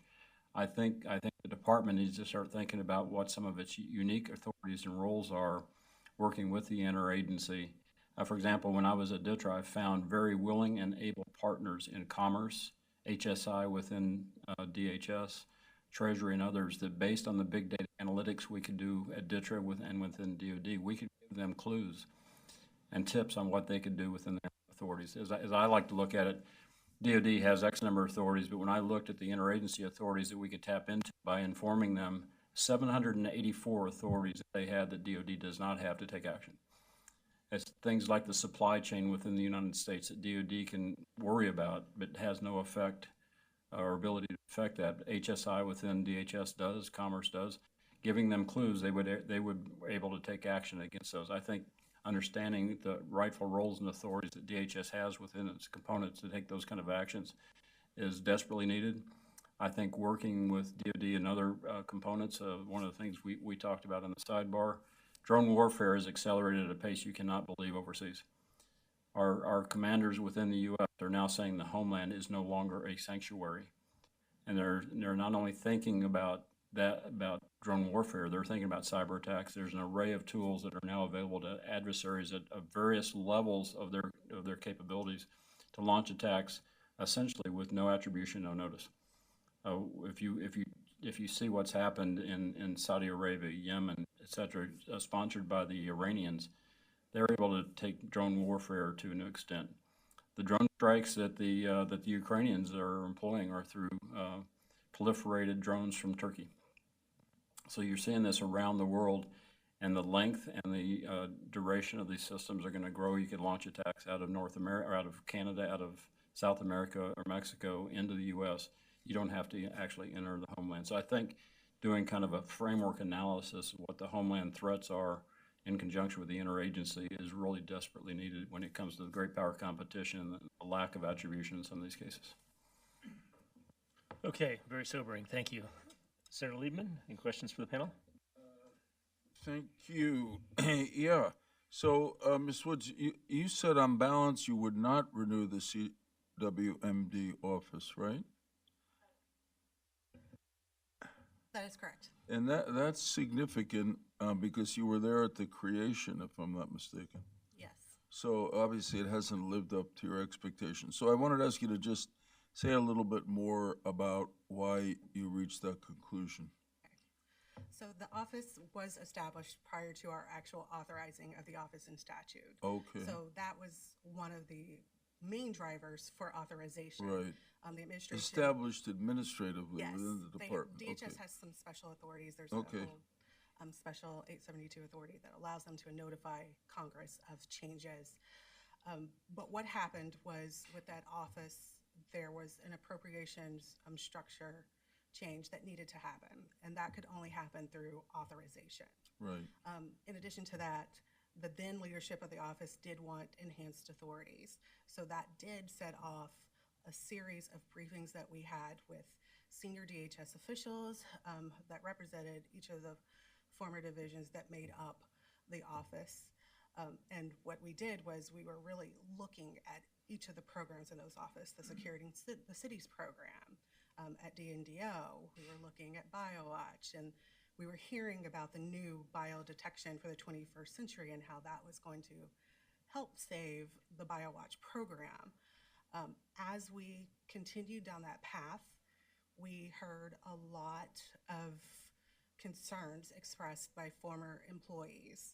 We had them coming to us, essentially whistleblowers telling us about changes that were happening. We also saw news reports of challenges that were happening in the field with state and locals. They were reducing training and exercises at the time. With all that, at the staff level, and it was very bipartisan across the House and the Senate, we decided to go back to our members and say, is this the right thing to do? We spoke with our members. Ultimately, members make a decision. They felt that that was appropriate, but they gave us the leeway in terms of scoping out the legislation. So we really tried to do it as minimally as possible. We understood that we needed more time to get it right, to really assess the authorities for the office, which is why there was that termination clause. One version of the termination clause had it set to expire after 5 years, and then if Congress didn't act, the original structure would be reinstated, but members felt that that was too strong, so we just went with a straight termination clause to give us additional oversight time. So in the years since, I've just been keeping up with the state of the office because this was it was one of those issues where you work on the Hill where you're like, did we get that one right? And so I did keep apprised of what was happening, and because we had so many GAO reports that we were requesting left and right to follow on issues, really the program effectiveness hasn't improved, and we're continuing to throw taxpayers' money at really ineffective programs. And it's time that we really start to really think through what we really want each of these programs to do for us. How are they safeguarding us against the threat? And there are ways to do that in the legislation that would allow the office to continue as we're looking for different alternatives, as they're working more closely with S&T on defining what requirements they need to really adequately support these programs. Okay, well, that's really interesting. So, but you do agree that there's a need for some collaborating structure if it's not the currently configured CWMD office? Yes, I would say that there needs to be some headquarters-based mechanism to at least establish the policy. Right. And that's why I was recommending a biodefense strategy for the department that's linked to the national strategy. As you see in the national strategy, it's really, there's not specified roles and responsibilities. It doesn't really assign that, even though all the required federal agencies were a part of the process. There is no real implementation plan or action steps, but the department needs one specifically dedicated for its mission. As you know, every component within the department has some responsibilities with respect to the CWMD threat. Right, okay, well, that's very interesting. Mr. Oxford, as a former director of DNDO, what do you think of what's happened to DNDO with the reorganization that produced the CWMD? So, Senator, as I mentioned in my opening statement, I think a lot of this goes back to how these organizations were created. When S&T was first established, it was essentially 17 different portfolios with no specific requirements, no specific mission outcomes. We had an Office of National Laboratories. I ran HSARPA for a while. We competed over resources inside S&T to figure out whether it goes to industry, whether it goes to the national labs. So the culture never existed based on a mission-driven approach. Same was true with Health Affairs when it was established. When Jim Loy asked me to look at the interagency office to stand at what became DNDO, we had 6 weeks to do a full missions and functions review with our intra and interagency partners.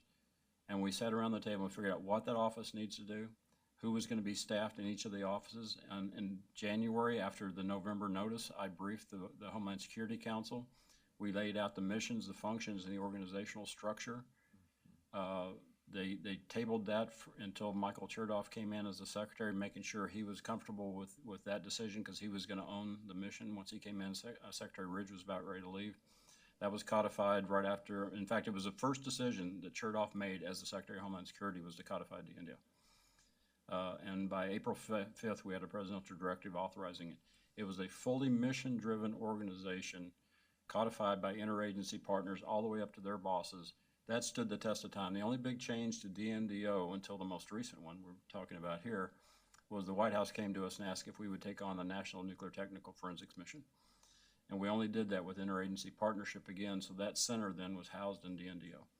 So it goes back to the cultures now. When you create a CWMD office that takes the mission-driven aspects of DNDO with what has not really been a mission-driven but more of a technical directed missions within chemical and the biological areas, and you bring those together, and then you start seeing this melee take place. I was being approached by S&T asking if I would take over NBAC, asking if I would take over the nuclear forensics job within DOD. So they were starting to shed missions without even the authorization. So I think my recommendation, I think I've got an interim to what Michelle is talking about, is require DHS to do a 6-month, I only had 6 weeks to do a full mission and functions review. Give them 6 months, let them come back to Congress and say, this is what this office is going to be doing for its mission. Because right now you've got this comment, and that's, my guess is, knowing my people that I left behind at DNDO, they're the ones complaining about the fact that they lost their edge with the state and locals. Right. We used to have regional meetings and training sessions with the state and local authorities, bringing up capacity nationwide. That was never part of S&T. That was never part of the ChemBio piece. It was just technology, technology, technology. Losing the state and local aspect of this, I think, is a very big mistake, especially in light of what I just said with the pandemic and some of the lessons learned where we need to have a better DHS presence forward. Okay, thanks for that. And finally, Dr. Brothers, as a former director of the Science and Technology Directorate at DHS, do you think that there's a greater role for S&T to play in developing better biosurveillance, biodetection technologies? And assuming you do, or I take that from your nodding of your head, what's the best way to make that happen? Yeah, thanks for the question, Senator. And I do. You read my head nod correctly. Right now, I think S&T is in a position where they are taking requirements, as I mentioned earlier. That is good in some sense because it does make sure you're doing something that one of the components is interested in. The problem is it doesn't give you the latitude to really take what you understand to be state-of-the-art and do something interesting with it, right? So the beauty of research organizations is that they have this very broad aperture, as I mentioned earlier, what's going on in academia, what's going on in industry. And taking that understanding, taking the understanding of what's going on mission by subject matter expertise, and doing something about it. When you just take requirements, you're kind of hamstrung. You just get your hands tied. You can only do, it goes back to the Henry Ford thing, right? If they ask what you want, the customer what they want a faster horse. They don't want a car, right? The classic thing. And that's what happens when you just take requirements, because you don't know what the art of the possible is. So to answer your question, I think there's a lot more S&T could do. But it gets into some of the arguments within the components in S&T once you step out of that rigid framework of taking requirements. Now, let me add to that. I think the other challenge is for S&T is I believe there needs to be a much greater emphasis on interagency. And I think all of us have talked about that, interagency involvement. When I was there wasn't a group to help us work with the Department of Defense. But I'll be honest with you, that didn't work that well. And it wasn't anybody's priority. It was more of there's another meeting I got to go to. Yeah. And so I think there's got to be a framework that's actually, that people are passionate about, that enable this transfer of information between different agencies and departments, because there's so much information, whether it's HHS, CDC, et cetera, where you can get information. And S&T is tasked with coming up with risks and threat assessments and these kinds of things, as well as technology. But that's only best informed by a very broad aperture. And that's what they're not, I don't believe they're doing that enough right now, because they are constrained. So I'd like to see how you can tear the handcuffs off and say, look, you've got some really smart people there, really, really smart people that want to have a broader aperture, but they are constrained. So I'm not suggesting how you do that, but I'm suggesting we really think about how do we let these smart people work with smart people in DOD, DITRA, for example, what have you, to really understand what the state of the art is in these different departments and agencies who are all chasing some of the same problems, right? Some of the same problems that we're spending money on, but we're not collaborating. And I know this is a problem we talk about all the time, right? Collaboration across agencies, but this is a really important issue. And so I really want to emphasize the importance that S&T needs to be let loose to work with these other organizations so they can make the best use of their investments. It's a good suggestion, and if I may say, it builds on the history of the department, because I can tell you when we were drafting the authorizing legislation for DHS, there were a group of us who wanted very much to include in DHS something like DARPA. Yeah. And that was the model for S&T. So there's a certain logic to S&T sort of improving itself by interaction with the model, as it were. Can I speak to that, Senator? Yeah, please do. Yeah, so the DARPA model is interesting, because I was at DARPA, I was at DOD for quite some time. And a lot of people talk about DARPA, and HSARPA was at S&T. I think one of the challenges here, if you look at DARPA, number one, DARPA is a very separate kind of thing, right? Right. And it's very well funded. That's another piece. So to have a DARPA, there's a number of things you need besides just saying this is a Homeland Security DARPA, right? There's hiring issues. So DARPA, you can only stay there for a certain amount of time, so you get this rapid turnover of people, right? Rapid turnover of ideas. That's an important aspect of DARPA. The funding, the level of funding is another very important thing of DARPA, and the independence of DARPA is a big deal. That's not what happened with HSARPA, right? It didn't happen. It was still a very dependent organization with very little, relative to other things, very little funding, and you didn't have this rapid turnover of people, right? To have an innovation organization like DARPA, you need all those things. So I think, I love the idea, but if you're going to really put a DARPA somewhere else, you really have to look at what DARPA has and take all of that, and not just the title.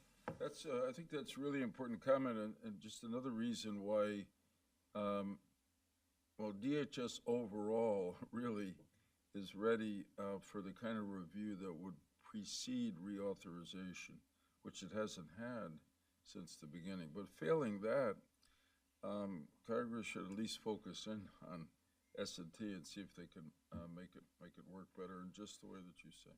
Thank you all. Thanks for your service, and thanks for your testimony today. Thank you. Okay, thank you, Senator Liebman. Senator Daschle.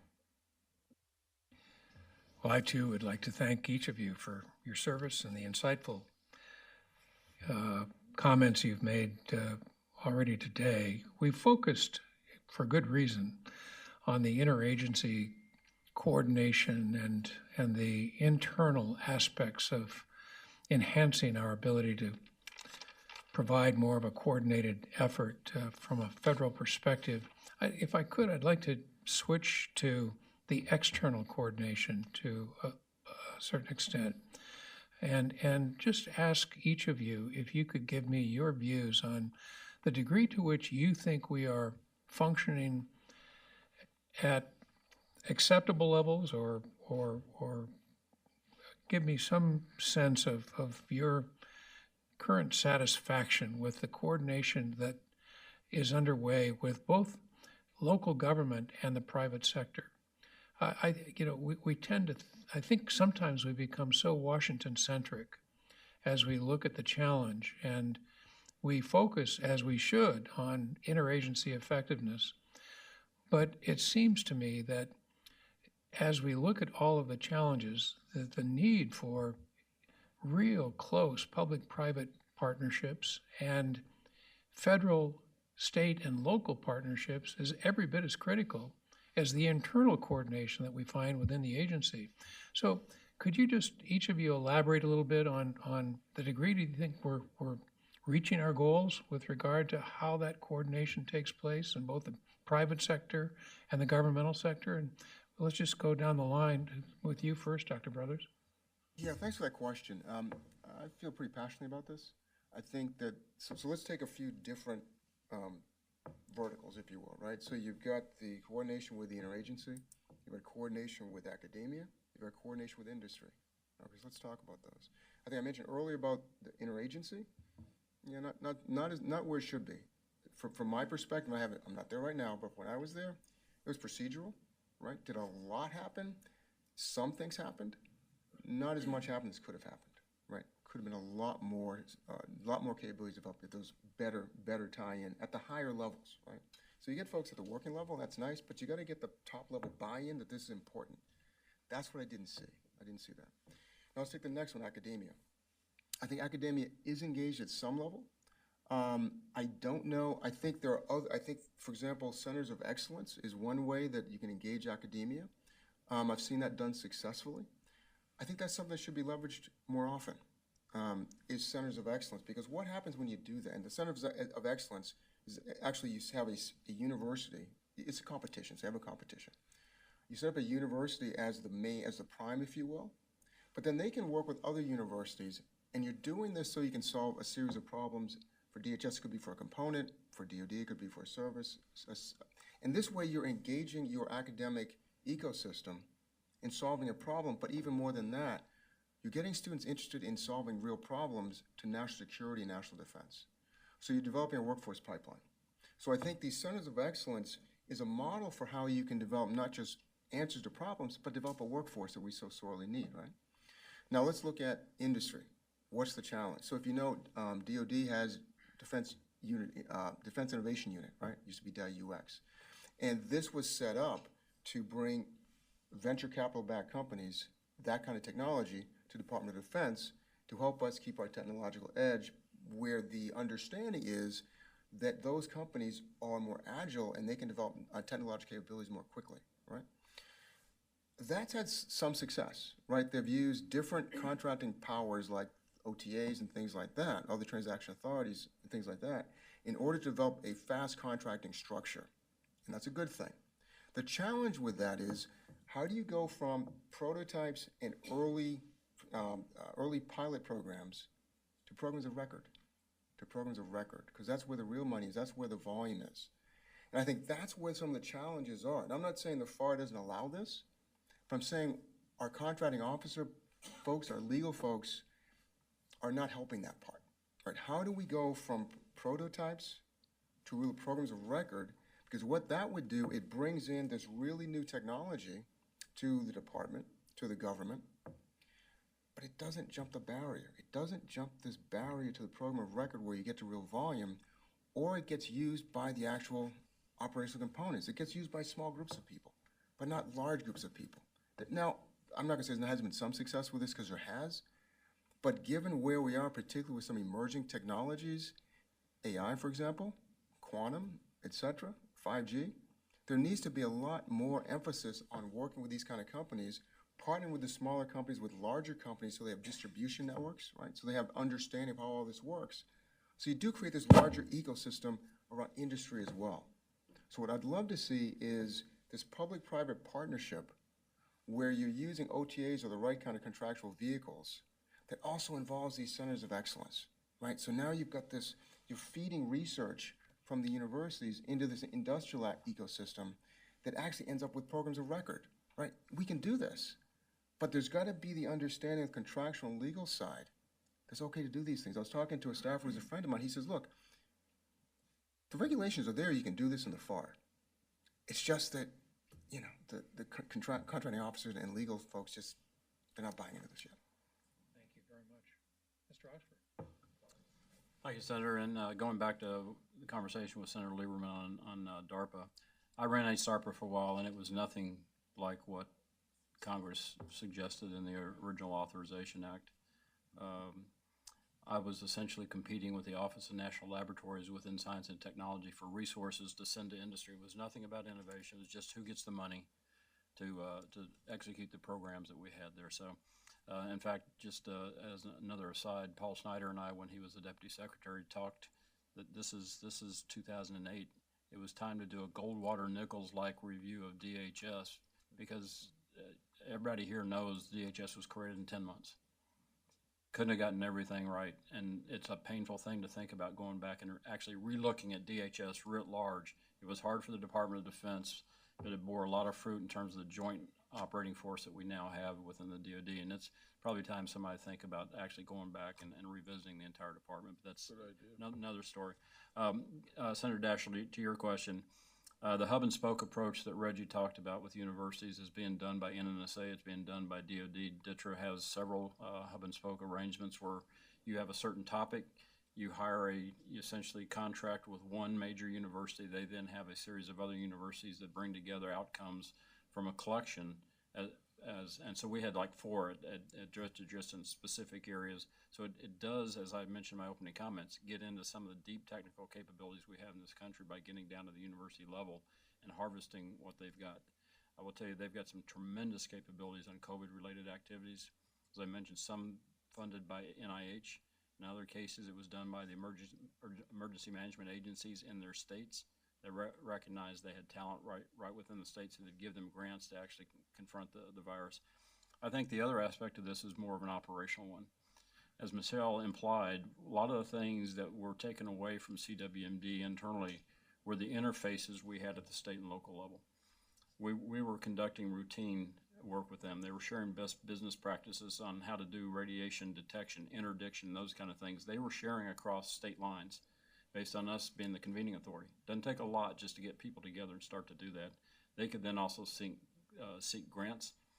I think the grant process, I'm not current on what the DHS grant process needs to be rewarding of those kinds of relationships. The other thing we did after the London bombing, the underground bombing there, we realized we needed to work with our major cities. So we launched the program called the Securing the Cities program.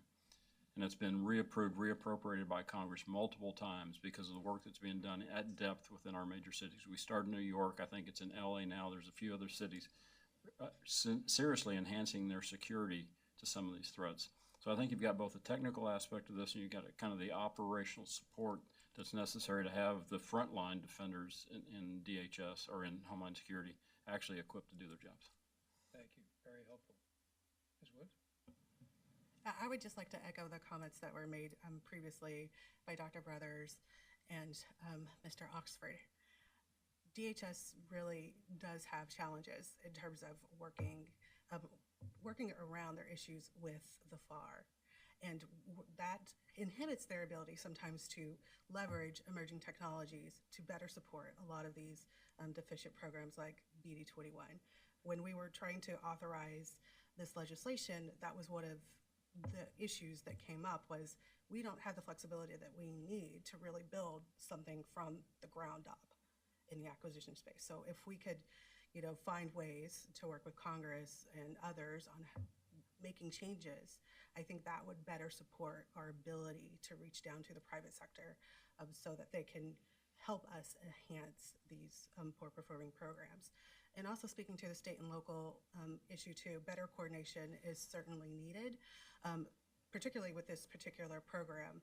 It's my understanding that things are getting better, and I think the understanding is because they have had a change in leadership, and that person understands the importance of reaching down to the state and locals and working with them.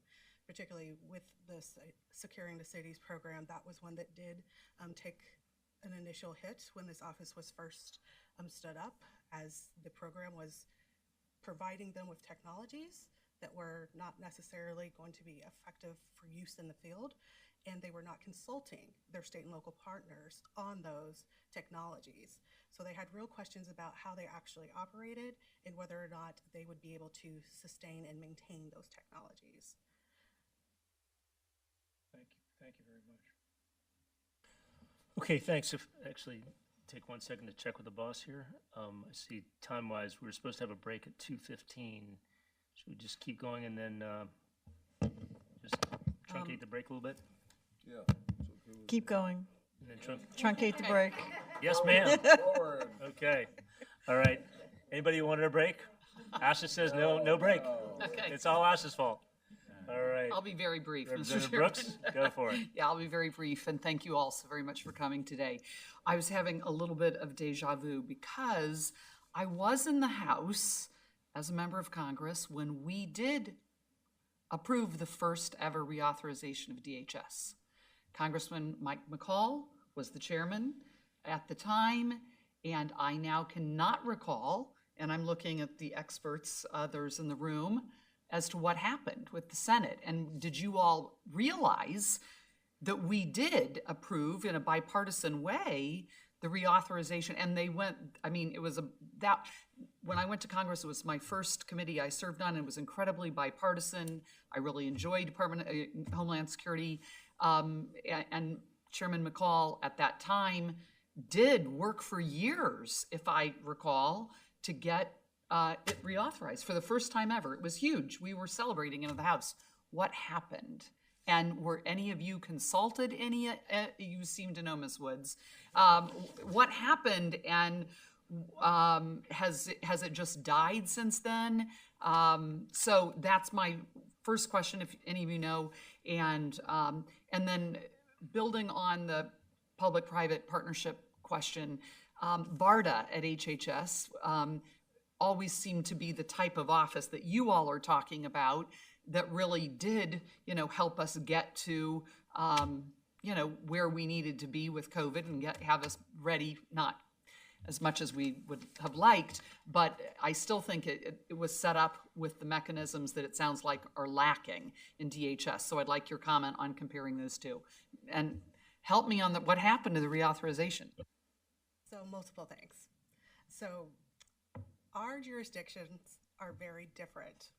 So House Homeland's jurisdiction is a little bit more narrow and confined to counterterrorism issues writ large, but they also contain some component departments that we didn't have jurisdiction over in the Senate Companion Committee. That said, the other arching issues with respect to authorization of the Department of Homeland Security are largely political, the political will, and the fact that when the 9/11 Commission and when you all established the department in the first place, you gave it jurisdiction that included over 100 committees. So when we're trying to narrowly authorize the Department of Homeland Security, we're usually just looking at authorizing its headquarters functions because that's the least controversial.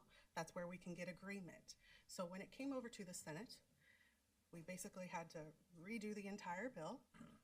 We gutted it. We did include a provision on countering weapons of mass destruction because at the time that was going to be the vehicle.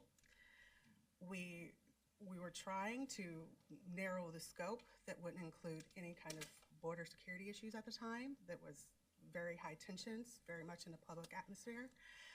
But ultimately, we were successful in getting it out of our committee. And then we tried to hotline the bill.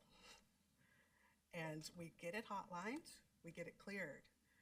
And something happened in leadership and the bill didn't pass. Thank you for that historical and, for the rest of the story, because I wasn't aware. Any other comments on BARDA or the comparisons of the type of office that you were describing? So getting back to the original question you asked Michelle, all I know is there's some innovative people on the Hill that find ways to get things into the National Defense Authorization Act, and that's been the mechanism for years now to work that channel because it's pretty predictable. The appropriation cycle maybe not so much, but I think BARDA is a good example. I'd have to look inside HHS to figure out how they decide to harvest what comes out of BARDA, but clearly they're one of the front runners when it comes to innovation and reaching a broad population of performers, not just their traditional performers. They get to a lot of people to do what they need to get done. So I think they are a good example. To add, not so much on BARDA, because I'd be glad to look more closely at BARDA at HHS. But we were talking about DARPA before. I think DARPA has to also be looked at in the context of the labs, of the service labs, right? AFRL, ARL, NRL, Air Force Research Labs, Navy Research Labs, Army Research Labs. Because there's basic research done in the laboratories, but they really are tied with the services more in some application level, right? They're coming up with real solutions. If you look at Natick soldier systems, for example, right? They're no kidding coming up with stuff for the squad. DARPA, on the other hand, they're tasked with coming up with this 10x improvement in capability, right? It's a different mission. They're trying to be disruptive, DARPA is. The labs aren't necessarily trying to be disruptive. They're trying to come up with stuff that the squad's going to use soon, right? They're doing basic research as well, so don't get me wrong on that. So if you're thinking about something in DHS, like a DARPA-like thing, you have to realize there has to be also something that's going to solve the near-term needs. I think one of the challenges that S&T has run into has been this, are you HSARPA? Are you a service lab? You know, what are you really? Without having the funding enough to be either one of them. So to have the right kind of structure, there has to be something where you're solving near-term problems. That's how you get good communication with the components. The DARPA-esque stuff is what keeps you ahead of things, right? But you do need both. If I could, I think there is an alternative here, and I don't know if there's a legislative restriction to this or not, but one of the things that DARPA does have trouble doing is transitioning capabilities. I became the CWMD transition partner with DARPA at DITRA. So as they got things at a certain level, I had a $900 million counter WMD R&D program that's 6.3 and beyond, so I could take things from DARPA and mature it and get it into the military forces. There may be an option here for DHS S&T to actually partner with DARPA as well to harvest some of the things they have in development that would be suitable for Homeland Security applications. I don't know if that's ever been explored. Michelle may know if there's any restrictions. I don't think so. DARPA seems to be able to get things done across the spectrum of the U.S. government. So there may be an opportunity there for that kind of cooperation. So that's good. So I can actually speak to that because when I was at S&T, I did talk to my friends at DARPA, right? The way DARPA works is very program manager centric, right? So if there's a program manager, and that's why it's set up that way on purpose, nothing wrong with that. If there's a program manager that is interested in working with you specifically, that can work, right? So it's a very person-to-person based kind of thing. Okay, Jim? We're in overtime, so I'll just pose one question to you, Mr. Oxford. Your comments about drones really piqued my interest. And when I think about the ability to coordinate drones, and you've seen it for entertainment purposes by computer, is pretty spectacular. And so this has this over-the-horizon capacity that other delivery mechanisms would not have necessarily. And so therefore it's harder to get attribution. Two questions. One is, does the inability to get attribution increase the likelihood that would be a delivery mechanism? And two, what should we be doing about it? A couple of answers, Congressman. We dealt with this a lot at DITRA, and we had three operating areas that we tried to figure out the ability to operate within. One was in the Middle East, where we could operate with impunity in the counterterrorism fight. But then if we wanted to work in a host nation, say Italy or France, we had to work according to their rules. When you get into domestic applications, for example, we were trying hard to protect DoD installations. They had no authorities outside their own fence line. They did have authority through the FAA and others to take lethal force if a drone overflying a military installation was deemed a threat. Nobody's been able to figure out what that means. So there's going to have to be some case that sets a precedent, say, well, we shot something down thinking it was a threat, and it turns out to be an Amazon drone. So there's that distinction of what is a threat, and then what are the domestic authorities outside military installations. Now you've got the entire interagency with FAA and others that have to get involved in terms of what the authorities are of local authorities, state and local authorities beyond just the federal authorities. So there's a real conundrum there that kind of confused space provides opportunities is what I feel. Okay, thanks to all of you. First, I neglected to indicate, Dr. Brothers, you're now CEO at Big Bear AI. What exactly is that? It's a great name. It's an artificial intelligence company. We develop predictive and prescriptive software for both the federal and commercial market spaces. Okay, great. Well, thank you for that. And thanks to all of you for your comments, your insights. They're incredibly helpful. We appreciate it very much. Now, I made a hash of the timing here, and so we're running 17 minutes late. What if we have everybody come back at, what, 20 of? Does that sound right, Asha? Is that enough time? I think we should maybe take a 5-minute break. Okay.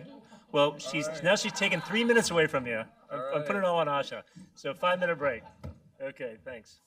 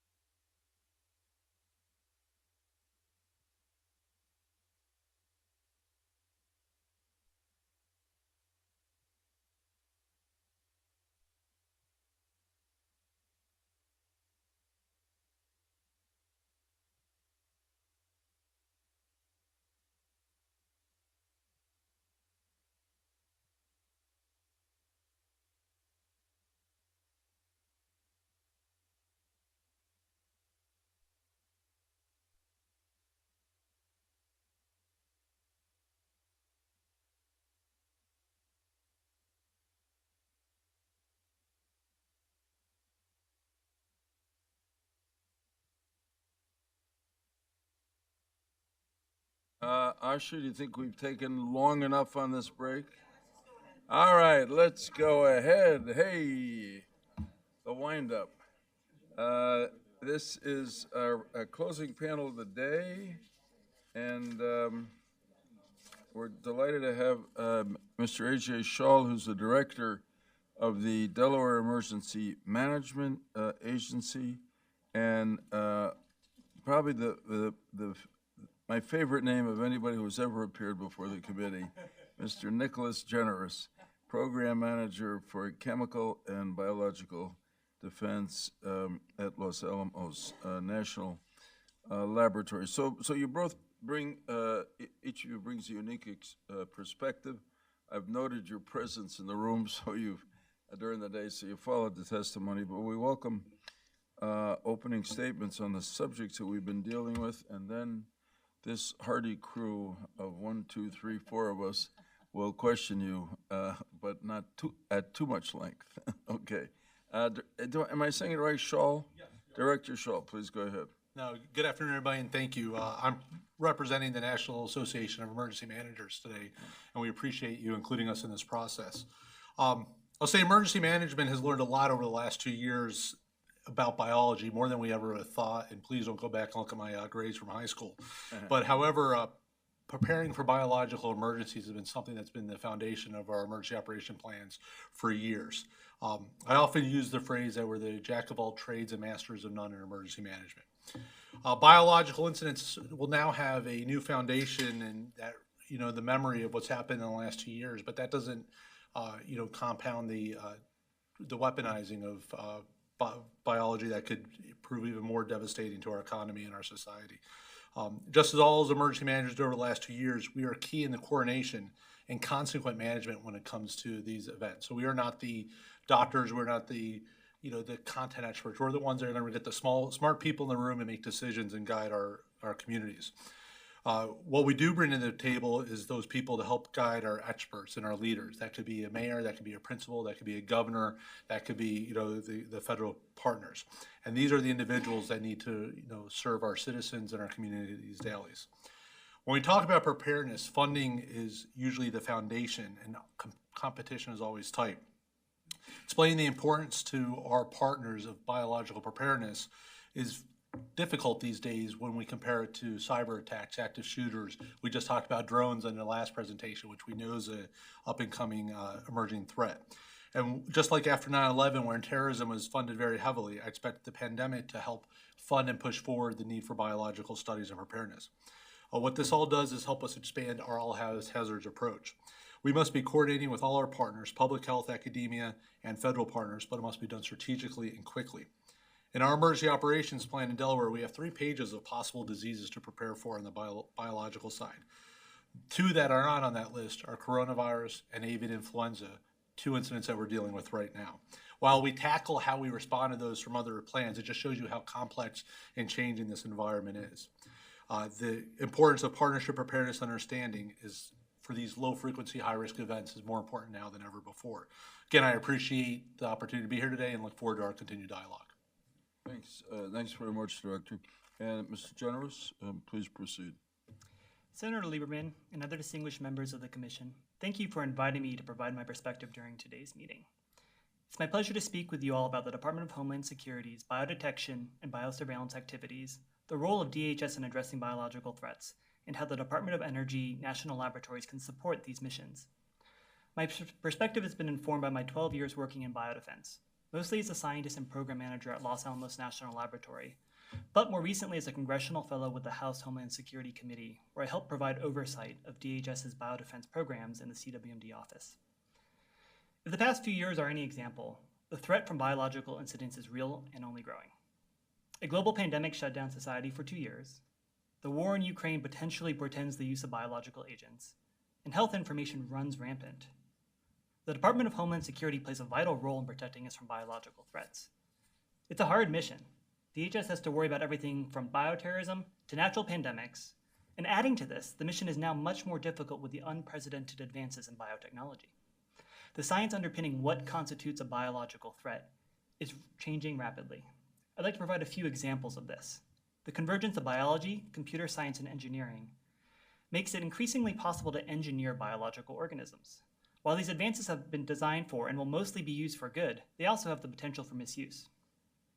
Accessibility to these technology lowers the barrier for terrorists and others to acquire biological weapons and could make detection by our biosurveillance and biodetection systems much more difficult.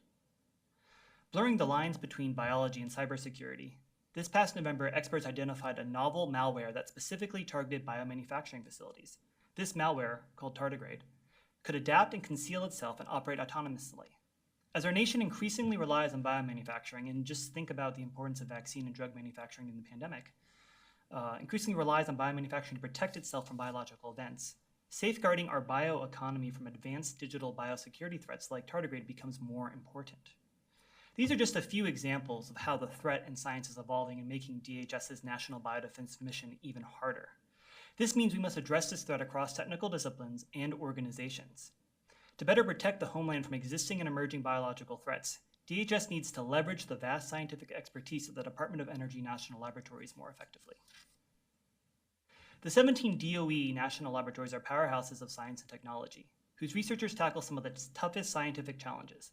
The national laboratories employ over 30,000 technical staff across nearly every scientific and engineering domain and serve as a resource for the nation. In particular, they can do two things that would support DHS's National Biodefense mission. One, the national labs excel in developing solutions for problems where both the science as well as the threat are rapidly changing, which is definitely the case for biological threats. The national labs also excel at tackling grand scientific problems that require an integrated technical approach to solve. For biodefense, it's easy to imagine examples of such grand problems. Think agent-agnostic detection, near real-time national biosurveillance. I have 3 recommendations to DHS that would enable them to utilize the national laboratories more fully to meet the challenges of national biodefense. First, DHS should undertake an integrated, department-wide review of biodefense activities and develop a biodefense strategy. This echoes very much what we heard from Ms. Woods on the previous panel. Led by the Deputy Secretary of DHS, this review would assess the biological threat landscape and establish DHS's approach for biodefense, including clarifying authorities, roles, responsibilities, capabilities, and priorities. It should examine how DHS should coordinate internal biodefense activities and interact with the interagency, including the DOE national labs, as well as state and local officials. 2. DHS should establish a DHS and DOE National Laboratory Biodefense Executive Steering Committee. This committee would consist of senior leaders from across DHS offices and components with a stake in biodefense, such as S&T, CWMD, FEMA, CISA, CBP, Coast Guard, and others, as well as rotating members from the DOE National Labs. The National Labs already do significant biodefense research and development for DHS, but the work is often not coordinated across DHS offices or components. This committee would be charged with looking across biodefense R&D at DHS and coordinating project prioritization and execution by the DOE National Labs in alignment with the DHS biodefense strategy from Recommendation 1. It will enable DHS to approach biodefense with an integrated strategic direction to address the hardest Homeland Security problems. 3. DHS and DOE should establish a cooperative, jointly funded applied research and development program to improve biodefense technologies that would benefit both DHS and DOE mission areas. While the research will be mostly performed at the DOE National Labs, all experimentation, demonstration, and deployment-related work would be planned, monitored, and executed by representatives from both departments. This partnership would improve the stability, efficiency, and operational effectiveness of biodefense capabilities for the DHS mission. One area ripe for collaboration could be biodetection. Such alliances between DOE and other departments have a precedent. The DoD and DOE Joint Munitions Program was established in 1985 and continues its success today. A DHS-DOE Joint Biodefense Program would bring long-term stability to address grand technical challenges in biodefense and would enable DHS to leverage the laboratory's deep scientific expertise and infrastructure. As the biological threat landscape continues to evolve, deeper partnership between DHS and the DOE National Labs would strengthen national biodefense and help DHS better address biological threats. These recommendations, the development of a DHS biodefense strategy, the creation of a joint biodefense executive steering committee, and the establishment of a joint biodefense R&D program are 3 concrete ways we can make this deeper and very productive partnership a reality. Thank you to the Commission for giving me the opportunity to speak today. Thanks, Mr. Generous. That was very helpful. I appreciate it. Director Scholl, let me focus in first on the what lessons you drew from the pandemic experience. Early on, as we said at the beginning of the hearing, FEMA was given significant responsibility for federal support of state activities. And I wonder what your evaluation of how FEMA performed, and really looking forward, whether there are any recommendations you would make about how FEMA could do better if there is a next time. So first of all, hopefully there isn't a next time. Right. And I think, we have what I'll say is an excellent relationship with FEMA. I think, we can't do large responses without the assistance of our federal partners, and they're our kind of key to the castle, right? We go through, the state will go to the Federal Emergency Management Agency, and then that opens up the wide tools of the federal government under emergency.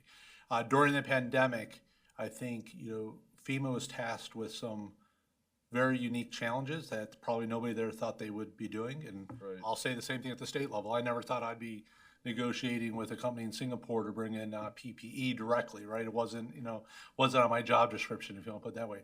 But I think I think if there's one thing that not just necessarily FEMA, but across the federal levels, we had competing priorities and we had competing objectives that we saw. And it was, what does CDC say? What does FDA say? What does FEMA say? What mission are we marching to get what we want to get done today? It was moving fast.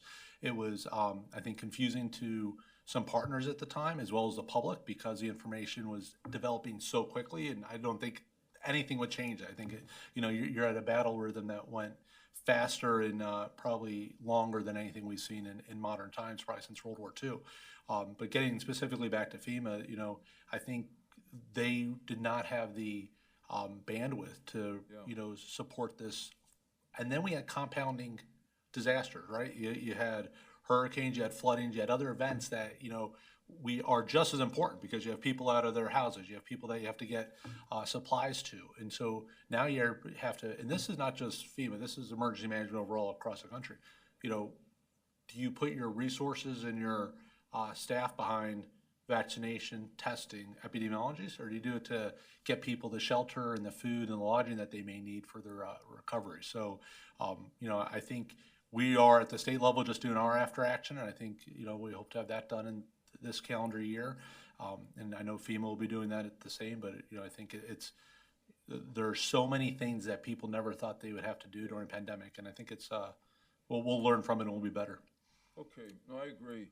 So in a way, your comment anticipates what I was going to ask you next, which is to do some self-evaluation. What did you learn about the state's reaction to the pandemic, and what would you do, or should you do, or are you doing now to get ready for the next time, which I agree we hope doesn't happen? So I think there's, on the state side, I think the biggest obstacle, and I think there's a lot, right? There's going to be a lot of things in our improvement plan, is communication with the public, right? I think we missed the mark of the right way to communicate. We try, whether it was social media, was traditional press, we were doing weekly or even 2 times a week, sometime press conferences, and we were missing communities. We were missing people that just were either fatigued by COVID, weren't heeding warnings, didn't understand what was changing. And that was sometimes, I think, it slowed us down when we were trying to change guidance, or, when we were, turning things back on in May and June of 2020. So I think a large part of our improvement plan is going to be, how do we work with communities? And it's not one size fits all when it comes to communication. I think the second part is, I think our public health partners now have a better playbook, I will say, of what does their staffing model need to look like, right? Because I think they were not ready to go from, public health in Delaware is about 600 to 700 individuals, and that's everything from drinking water to PFAS stuff all the way up to running the state service clinics and social services. And now when you almost have to double that with contact tracing, with testing resources, with, you know, I don't mean this in a bad way, but hand-holding schools, right? We wanted to keep children in school, and you have to have people, it'd be those conduit and those content experts with all our education facilities to make sure we're safe and we were doing stuff correctly. There's not enough people that have RN behind their name or epidemiologists behind their name that were ready to go into the workforce. So it was being creative. And I think now what we've worked on, and specifically in Delaware, is 2 phases. How do we get ready to respond to another potential spike in COVID in the next, 12 to 24 months? And then, public health is taking away. What do they do to prepare their agency for the next time? And it's a fine line, because you can't prepare everything for the 1,000-year flood, but you got to be ready for the 100-year flood, right? And I think that's where the mission and the vision will be in the upcoming months. Okay, that's very impressive.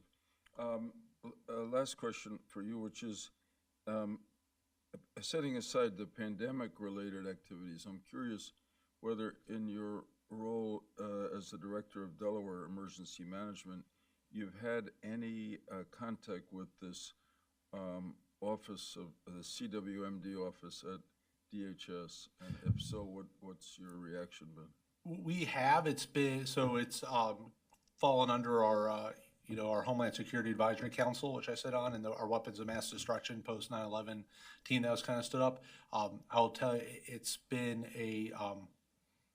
something that I don't think Delaware specifically has got traction on. I think it is players have changed a few times. There's been the lack, and this is part of it on Delaware's size and the ability for us to put resources behind certain events. In outreach events is what can we do to do better? I think Mr. Oxford brought up the great the comparison to DNDO, and we spent about a year in Delaware getting our players, public health, Delaware State Police, our federal partners, to start some DNDO outreach, which is really education and training for responders across the state, and then that kind of pivoted. And so it takes a lot of sweat equity sometimes to get these programs up and running. We have a small team, but I think it also shows you the importance sometimes of having consistent contacts at the federal level and it not changing year over year. I said that was final, one more, but I take it from your answer that you take the possibility of a biological attack seriously. Yes. Yeah. Okay. Thanks. Thank you. Mr. Generous, I was going to ask you a question about cooperative opportunities between the national labs and DHS, and you laid out a great program for doing that. So I won't ask you that, but I was interested in the fact that you worked recently as a congressional fellow with the House Committee on Homeland Security, and I want a general question. What was your reaction to that experience? I always used to love to have people come from the executive agency work in my Senate office. They were very helpful to us, but I think they benefited too. The second is whether, to what extent you dealt in that work with the CWMD office and just or more generally those functions within DHS, and if so, what did you learn when you were there? Yeah, to answer your first question about the experience, it was a great experience having worked on DHS programs as a scientist to now go on the opposite side. Instead of reporting to DHS, I'm providing oversight onto DHS. Was very informative. And then you get to see a lot of interesting perspectives that when you're kind of on the ground in the middle of the research answering a very specific question, it sometimes can be very cryptic. Why did DHS do this? Why did this change? And it doesn't make any sense from a scientist standpoint, right. But once you're working in Congress, you start getting a better sense. Maybe, but in different ways. Different types of not making sense. Way back when I was in the Connecticut legislature and we were having, believe it or not, a budget crisis, somebody said to me, I was brand new, and they said to me, young man, if you're not confused, you don't understand the situation. I thought that was great. Okay. But I did have opportunity to provide oversight of CWMD kind of in my role there as a science advisor and congressional fellow. And what really appeared to me is that there's almost two meta problems that affect biodefense, and more broadly, probably I would say the national security community when it deals with biodefense that we see at CWMD. The first one is that people group bio threats with the other WMD. You see it in CBRN, you see it when you see these offices saying countering weapons of mass destruction, but they're very, very different. And I know this, even at my own lab, I'm a biodefense expert at a nuclear weapons laboratory. So I have definitely had arguments with upper management trying to educate them about the differences of that. But what you see is that then people do this false equivalency, where the way that we maybe approached nuclear emergency management or radiological emergency management, the CONOPS that we would use for that, the technologies that we would do for that would work one-to-one with a biothreat. And that's just not true. If you are walking around and you have a sensor that finds plutonium on the street, you should be very worried. But if you start finding certain types of biological agents, well, they exist in nature. And there's really no good way that that trigger can tell the difference between what is an intentional threat versus what's a natural threat. And I think that complicates things. And when you try to make these large generalizations of how to approach countering WMD, I think some of the nuances that are important for understanding and being effective in biodefense gets lost. So I kind of see that, and that's not just the CWMD, DHS, I think that's broader around the national security community. The second thing is biodefense, and I think Mr. Shaw here talked about that, is a low probability, high consequence event. And so this is a general thing that affects things like public health, emergency response. These events are very, very, very unlikely to happen, but if they were to happen, they would be enormously consequential. As a result, it's very easy to ignore that problem. When things are working well, you don't know they're working well. So maybe we can divert some resources to this other more pressing issue, and it's completely understandable. I mean, DHS has to deal with natural disasters, cybersecurity, Coast Guard, all these other things. And so when they're looking to say, okay, well, we need more resources to deal with this pressing thing currently, it's easy to take that away from biodefense. And I think over time, not only do the resources get diverted, but then also attention. So then fixes that have been identified, there's been many exercises, there's been many reports. People know there's issues, but they don't seem to get the attention they need to fix that. And I don't necessarily have a good solution of how do you address that, because this just seems to be a problem of the way the system approaches these types of problems. But it definitely informs, I think, the way how I view DHS has the challenges with dealing with the biodefense mission space. Yeah, okay, it's very helpful. Thank you both. Excellent witnesses. Ken? Thank you. So I actually just want to follow up on your last point, because this is something that you alluded to, something that's actually sort of intrigued me and piqued my interest since I got involved with this commission, in 2015, which is exactly, the pros and cons of taking biodefense and grouping it with other WMD threats. And is it, obviously every one of them is different, right? Chemicals are a completely different ball game than bio, but they have a commonality at some higher level, right?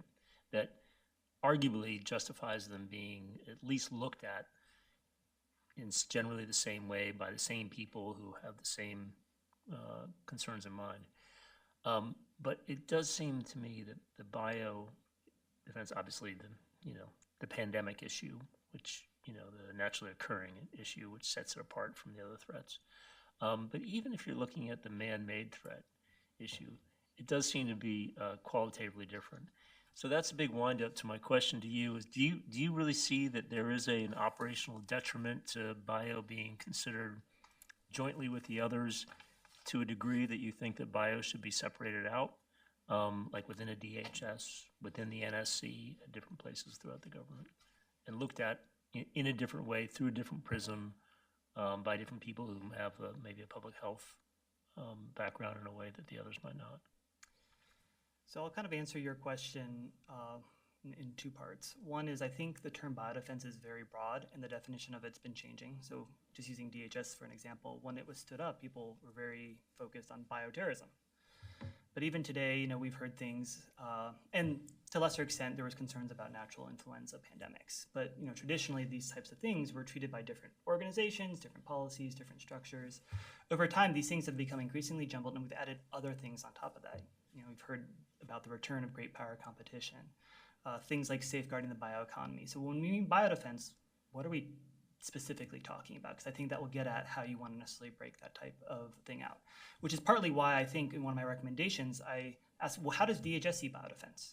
And even if you read some of the authorities' language, it's a little bit all over the place. You know, some of the ways in CWMD, they have the chief medical officer. Chief medical officer does broader things than just countering weapons of mass destruction. So does that mean that natural health threats also fall under WMD?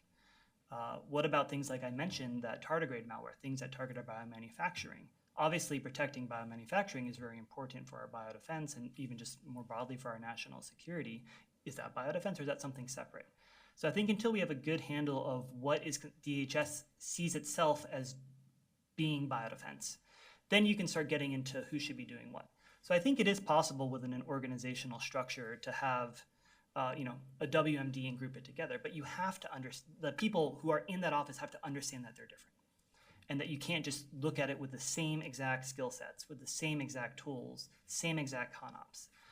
And I think if there is awareness and appreciation of those differences, it can work within that framework. And so if you had, imagine, a leader and then the leader's deputy. So one might be more expert on the rad nuke, the other might be more an expert in the chem and bio. But until I think there's better clarity about what we see, both as a nation, both DHS sees biodefense as, it's hard to make a broad generalization of what's the best organizational framework that works. That being said, if they can't, maybe it does need to be separate. That is an option that can be pursued. Okay, thanks very much. Thank you again. Susan. Okay, thank you. Director Shaw, I wanted to ask, thank you, sorry.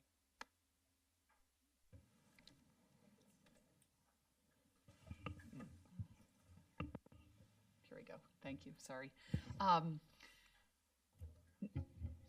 The last 2 years, which have been, I'm fine now. Thank you. So sorry.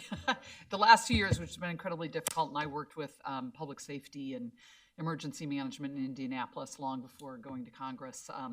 The importance of exercising, tabletops, exercising, and so forth. What do you see going forward for emergency management? I mean, you've all have been, operating at incredibly high levels, and how do you see emergency management kind of recovering from this, but also maybe getting ready for the next incident, biological incident, potentially? So like we heard about African swine fever, and there are other outbreaks that are happening around the world. No, so I love that question, and thank you, because I think it's been something I've talked to, whether it's a governor or my boss or others about that, because it's probably the biggest challenge we have. So I'll break it down in a few ways. I think, first of all, getting the workforce re-engaged, right? We were going 100 miles an hour for 2 years, seems like 10 years. But getting individuals to go out, to slow down, right? And knowing now that, we're finding our new normal and we're not going to get everything done in one day like we were. We were on a no-fail mission. Now it's okay, we got to manage all our business now. The grants, the exercises, the outreach, the training we do, and how do we get back into that rhythm of preparedness for COVID, the next event, and finding the new normal. So I think it is we're still in that, right? Because I think we have had a higher level of turnover than we've ever seen before. I think and that goes into burnout, that goes into mental health aspects. As much as we're not forcing people to take time, but we're encouraging them, the work-life balance, all that stuff. It's going to be hard because I think there is we are going to lose a lot of knowledge and a lot of experience over the next 2 to 3 years. I think that's the workforce in general. How many millions of people left the workforce the last 2 years? So that is kind of that, headline of what's going to happen. I think from leaders, it's, we have to go back to the 9/11 Commission. One of the phrases I've used a lot is the failure of the imagination. And I think if you told me in Delaware in 2019 that by 2022 we had dealt with a pandemic, a tropical storm and a hurricane that would both lead to federal disasters, and we'd be managing all three of them concurrently, I would probably start looking for a new job. But I think it's making sure what's tomorrow going to bring. And I think I'm very concerned about the domestic implications of what's going on in Ukraine right now. And I think that is where it's taking 25% of our time now, whether it's our Cybersecurity Council, whether it's our COOP plans for state governments, right? So we got all our COOP plans ready kind of from a facility aspect in COVID. Now we're looking at it from a cyber aspect and the critical responsibilities. What do we have, how do we prioritize what services we have to be able to provide the citizens? So we have a lot of work to do. I think there's an enthusiasm and a support now for emergency management that wasn't seen probably since Katrina. I think when the people saw the importance of it post-Katrina and some of the calmness it brought to chaos. But I also think we have a uphill battle in keeping our workforce challenged and adequate. And for specifically to Delaware, I would take somebody that has a great job at the state, but could go over to a contractor and probably double their salary overnight. Are there just a couple of things you could say as to what DHS could do to help you in your role in your state? So I think, without getting specific to Delaware, I'll keep it broad. I think there's got to be some flexibility, right? There has to be a runway or that like on-ramp to merge back into the new normal. And that goes to the grants, right? So we're going to get a notice funding opportunity for the Homeland Security grant next week. We're going to have 30 days to turn around with partners. That we're meeting with the same partners, public health, our local communities that are still managing COVID, and we were going to have a tight window to get that. So it's that type of flexibility that's needed. I don't think there's not support that's not there. It's that flexibility and understanding. We have our second FEMA-graded nuclear exercise next week for a radiological plant. We need that, right? It's a great way to test our team. It's a great way to get our partners together. But we have to make sure when we can relax a few things and say, hey, we've got real life experience, so we could show you we've met a lot of these requirements. We have to take that pressure off our back now so we could get ready for whether it's the next variant or whether it's the hurricane that's coming in the next few months. Okay, thank you so much. And very briefly, Mr. Generous, the Department of Energy, the synergies that you've talked about between DOE and DHS and what could and should be, why hasn't it happened before? Why haven't the national labs and DHS, in your view, been joined at the hip on issues of biodefense? Well, there has been relationship and collaboration going all the way back to the beginning on this. The original BioWatch system and its predecessors, DOE was heavily involved with the design and development and initial deployment of that. And since then, everything from the assay evaluation to modeling to other types of R&D, there is a lot of work that's done, as I referenced, but it's just not coordinated. And I think one of the huge issues especially for something where the threat's changing so quickly and the science behind it's changing so quickly, we really want to get ahead of it. Instead of being reactive and dealing with yesterday's threat, we need to be more proactive, and we need sustained resources over a long period of time. This is why I recommend a joint program. And you can find natural synergies, things that benefit both the DOE mission, but also the DHS mission, I think, if they do that. And I think the challenge has been, it goes back to the kind of that meta problem I was talking about. It's easy to divert resources away from biodefense, and especially biodefense research, since that's more forward-looking, it's about the future, it's less about supporting the operational capabilities of today. And I think because over time that interest has waned and other things have taken higher priority, and over time those cumulative effects, I think, have prevented a larger program like this from taking hold. And so that's why I think it's important that leadership should consider something like that, whether it be at Congress or at the department, and trying to be proactive. And so if we can better define how DHS sees the biodefense threat, then we can start hammering out clear areas where there could be partnership. And I think that's where something like this committee and then a research program could help really happen. Great. I hope you enjoyed your time on the Hill. It was a lot of fun. Thank you for that expertise. Thank you. Jim? Sure. Director Shaw, you referenced the absurdity of negotiating. You didn't say absurdity, but I'll insert the absurdity of negotiating for PPE and with people in Singapore. And we all watched the sort of tragic comedy of states competing against the federal government, probably other countries trying to scramble to get all that kind of stuff. So if tomorrow this pandemic is over and the next day the next pandemic begins afresh, will you and your fellow directors in the other 49 states find themselves in the same boat, or have the protocols and the standard operating procedures changed enough so that that won't happen? There's a way to avoid that. And related is that way back in our 2015 report, one of our suggestions was that PPE should be forwardly deployed at a set of tiered hospitals, that the states should, tier their hospitals and say, okay, this is what the hospital that has the most capacity in a lot of ways to handle pandemic or bioterror victims, and so that we'd be prepared, and that didn't happen, and that's largely what led to where you found yourself. So, where does that stand? So I would say I believe we are in a better situation, both at the state level and I believe at the federal level. I think there is a few things that work to our advantage. I think there's more domestic production right now that we didn't have before. I think we have a different mindset. There was, I think, one of the things the hospitals were the first is they were in a just-in-time mindset, right? You pick up your phone, you call Amazon, they deliver it before you go home that night, and that was for PPE as well, and that was for cost reduction, right? They didn't want stuff sitting on a shelf where then it gets lost or doesn't get used. So I think there's a preparedness aspect that went into that. I think one thing, and I spoke to previous Administrator Gaynor about this. FEMA really did that.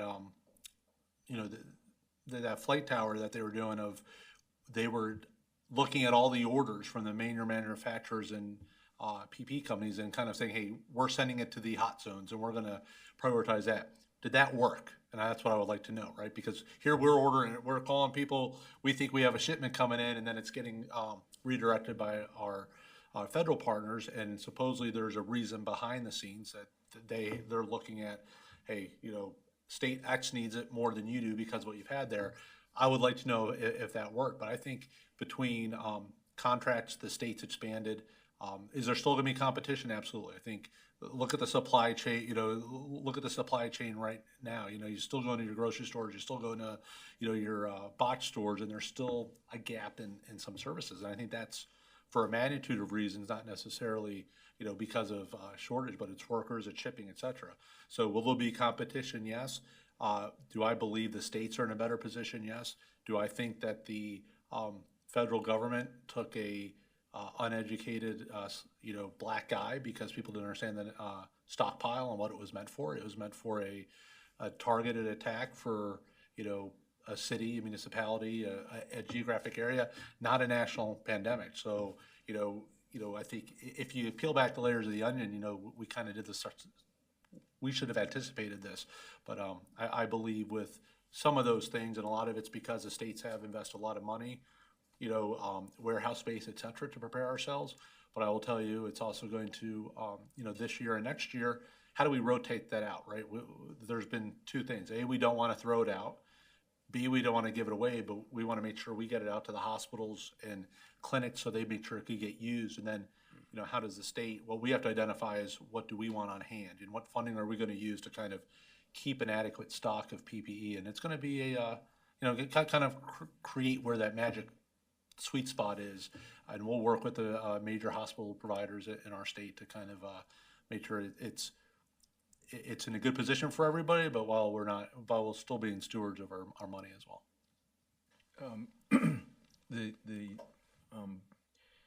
The biological threats don't respect state boundaries, so I assume I know the answer to this, but I just want to hear you talk about it a little bit. How do you and your fellow directors manage game planning with your surrounding states? I would say very well. I think, and this isn't just biological. We do this every day, whether it's a snowstorm, flooding event, etc. What happened though during the pandemic, and then I'll go into other threats, is everybody was taxed, right? We didn't, if I have a flood, or when Maryland had an issue, or here back in Ida, back in September, Chester County, Pennsylvania was getting bombarded with rain. We were able to send Swiftwater rescue assets up there at a phone call's notice. We couldn't do that for the pandemic because everybody was going 100 miles an hour. And what we're able to do with our partners in the states around us is, it helps us make sure we're not duplicating efforts. If there's a, relationship with a partner, whether it's academia, a contractor, et cetera, we want to make sure we, don't reinvent the wheel. We want to, we want to steal shamelessly and provide, provide credit where need be. And we're also, I think, it worked well, and we had to, if we look specifically to, COVID, there was it goes back to communication, and it was that coordination piece, right? If we were going to relax some, some restrictions we had to make sure we were in line with Maryland, Pennsylvania, New Jersey, or else, everybody's going to go to Maryland or everybody's going to go here. And so, I mean, that's the coordination that we're great at. I just think it was because it was everybody's going 100 miles an hour. Those resources weren't there to share that we've seen in past disasters. Thank you. Thank you. Mr. Genders, you referenced, not by so many words, I think, but synthetic biology and the gene editing and that sort of thing. It's a subject we've been talking about since this commission began. And frankly, when I was at the Biotechnology Innovation Organization 20 years ago, I was worried about where this was going, what kind of regulation was needed to try to control it. And one of the issues that keeps sort of reappearing, and I'd love to know what you think about it, is there an inverse relationship between the capacity of an actor to do this kind of thing and the willingness to deploy a synthetic toxin or virus or something? In other words, it seems relatively unlikely, certainly not completely unlikely, that a state, a nation, a national government would deploy a synthesized virus, for instance, into the U.S. Because there's a chance of attribution and retribution, whether that's proportional. I don't know how you proportionally respond to that kind of a thing. But so my assumption is that that's not early in anybody's playbook. But radicals, jihadists, or terrorists, or so forth of various kinds would have the willingness, and in some cases wouldn't mind at all if they and their own nationals died in the course of it. But they might not have the capacity to do that, the scientific sophistication. So what do you think about that? I think it's an interesting question. So I think you're right that these things are very unlikely, and the types of people and organizations and nations that have the ability would be unlikely to use them like that. But, when my reading of history of biodefense and offensive programs is that bioerror is very likely. So even if someone isn't intentionally trying to do something, research can go wrong, things can escape from the lab. It doesn't matter how it gets out. When something gets infectious, it's infectious. And so I think there's always that type of concern that as this becomes easier, this type of technology gets more widespread. I mean, it's the same idea with people concerned about the proliferation of like BSL-4 labs. It just becomes more and more difficult to put the types of biosecurity measures around those types of things to keep the public and the world safe. And so I think that definitely will continue to be a risk as biotechnology becomes more and more and more common. So even if it's not for malicious use, it could just be an error, it could be an accident. And that still poses a risk, and that's something that needs to be thought and controlled. Are there international protocols, international organizations to come to consensus about laboratory controls and so forth? This is where it probably strays a little bit beyond my expertise. My understanding is that there are some, but they probably don't have as strong enough standards and consensus from many different places what those standards should be. But that's, I think, an ongoing active conversation, especially in global health security. Well, it's early, so I can drone on for another half hour if you'd like. Well, you can drone on for 5 minutes, that's for sure. I yield back, sir. Okay. Thanks a lot, Jim. Good question. So, I don't know. We have at this table over here on the right, 3 ex officio members of the commission. Bring more expertise, probably than most.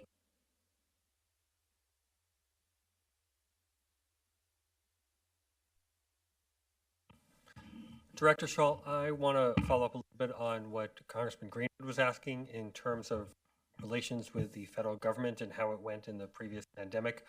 CDC is in the midst of a 30-day review of its operations in the pandemic, which I think we can all agree were found wanting. And I was wondering what recommendations you would have if you were going to be involved in that review for how CDC can work better with the states and in general work better on preventing the next pandemic. So I think I would not be the best person to ask about the CD relationship. That would have been our state medical officer in public health that was working primarily with the CDC and FDA. But what I would tell you, I think that it goes back to that coordination piece. And I think the state was getting information from like stovepipes, right? So I'm getting stuff from FEMA, public health's getting stuff from their counterparts. 80% of it's the same, but that 20%, which is going to slow us down. And it was, good intentions, poor execution maybe is the way to go. So I believe, and I think it was one of my comments to the questions before, communication across the board is what was like pulling the emergency brake up going down the highway. And we spent more time going back and forth trying to deconflict guidance, I'll put it that way. And it was then already pushed out at the federal level around the 5 o'clock news. Our phones are lighting up in our call center, or our governor's office is calling us saying, hey, what's going on? And we didn't have time to do it. So I think communication, if FEMA is going to be the lead coordinating agency, it should have come through FEMA. If the CDC is going to do it, it had to be there. And I think you have to have one chief on a fire scene. You have to have one cook in a kitchen that's going to tell people the ingredients, and that's what we were missing here. We had a lot of work going on, a lot of great people, but we didn't know which directions, whose directions to follow in a timely manner. As long as you were making that good suggestion, who do you think should be the one making those communiques? So I'm going to be selfishly here. I think I'm going to say FEMA because that's who I had that relationship with, and I think, and we followed kind of that process in the state as well, where we had a public health emergency, we had a state of emergency. I worked very closely with our chief medical officer, and we were there to help support them. So I'm not the one making the call saying, hey, this is what we need to do, but I'm the one getting the people to the table. And I think that's what, I think it grew outside of the umbrella that any one agency could do. And I think that all we were doing is bring our coordination magic to it. Thank you. Thank you.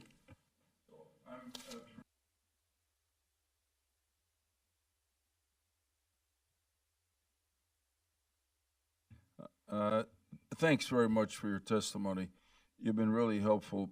By way of conclusion, I'll really build on what you said just now, Director Schall. So, first of all, I've learned a lot today. Been an excellent hearing. And what's obvious is that DHS, which we focused on today, just has a lot of component agencies that are doing a lot related to the biodefense enterprise, both pandemic related and bio attack related. There is a real need, as we said at the beginning, I think, for assuring that there's collaboration both within the department, and that's where the evaluation of CWMD office, which we've talked about throughout the day, is a really important undertaking for Congress this year. And of course, the whole department really needs a review that leads to reauthorization. We had a very good meeting before we came into the public meeting with Dr. Raj Punjabi. And, I'd say the same thing about who's in the National Security Council. I forgot the name of the office, but the last words are biodefense, but global health security, I guess. And it's the same situation. It's a tremendous amount going on. He had some wonderful statistics. We lost 1 million, sad, 1 million people to COVID in America. But based on the vaccines that we played, the federal government, the private sector, played such a critical role in developing, the estimates are now pretty credible that 2.3 million other lives were saved. That's quite remarkable, and it encourages us forward. So I think we really, so what I'm saying is he's playing a role now in coordinating throughout the federal government on this function. DHS needs that kind of coordination. Because the sobering thing he said, citing statistics from somebody else, is that the odds are probably, I'm speaking generally, about 50%, that sometime in the next generation, he said 25 years, we will have another pandemic. And that's a lot sooner than the time between this one and 1918-19, when we had the last great one. So there's work that we have to remain, I'm sorry, my friend from the Coast Guard is not here. I could impress him by showing him that I remember that the Coast Guard slogan is Semper Paratus, always be prepared. And so that's obviously what we have to do and what our commission is devoted to trying to contribute to in both the federal government and in Congress. Ken, you want to add a concluding remark or two? No, I think that's fun. I think you hit the nail on the head, and just want to say thanks to both you, thanks to the audience for being here, and thanks to the folks who put this together every time, and put it together seamlessly and effectively, and make everybody feel welcome. You guys do a great job. So thanks to everybody. Susan, Jim, any final words? Best of luck to our fellow commissioner. Yeah, we're pulling for you. With your nomination. We will miss you. As I'm just coming on, but you were one of the many reasons that I wanted to, but a top reason why I wanted to join this commission. So good luck to you, and important role you're going to be playing. And thank you to the staff for everything. And thank you to our panelists. Welcome back. Yeah. Yeah. And as the what we can call the Shalala precedent proves that even if you do get the votes and you serve in the office, we'll still welcome you back after you're done. This adjourns the meeting. Thank you all very much.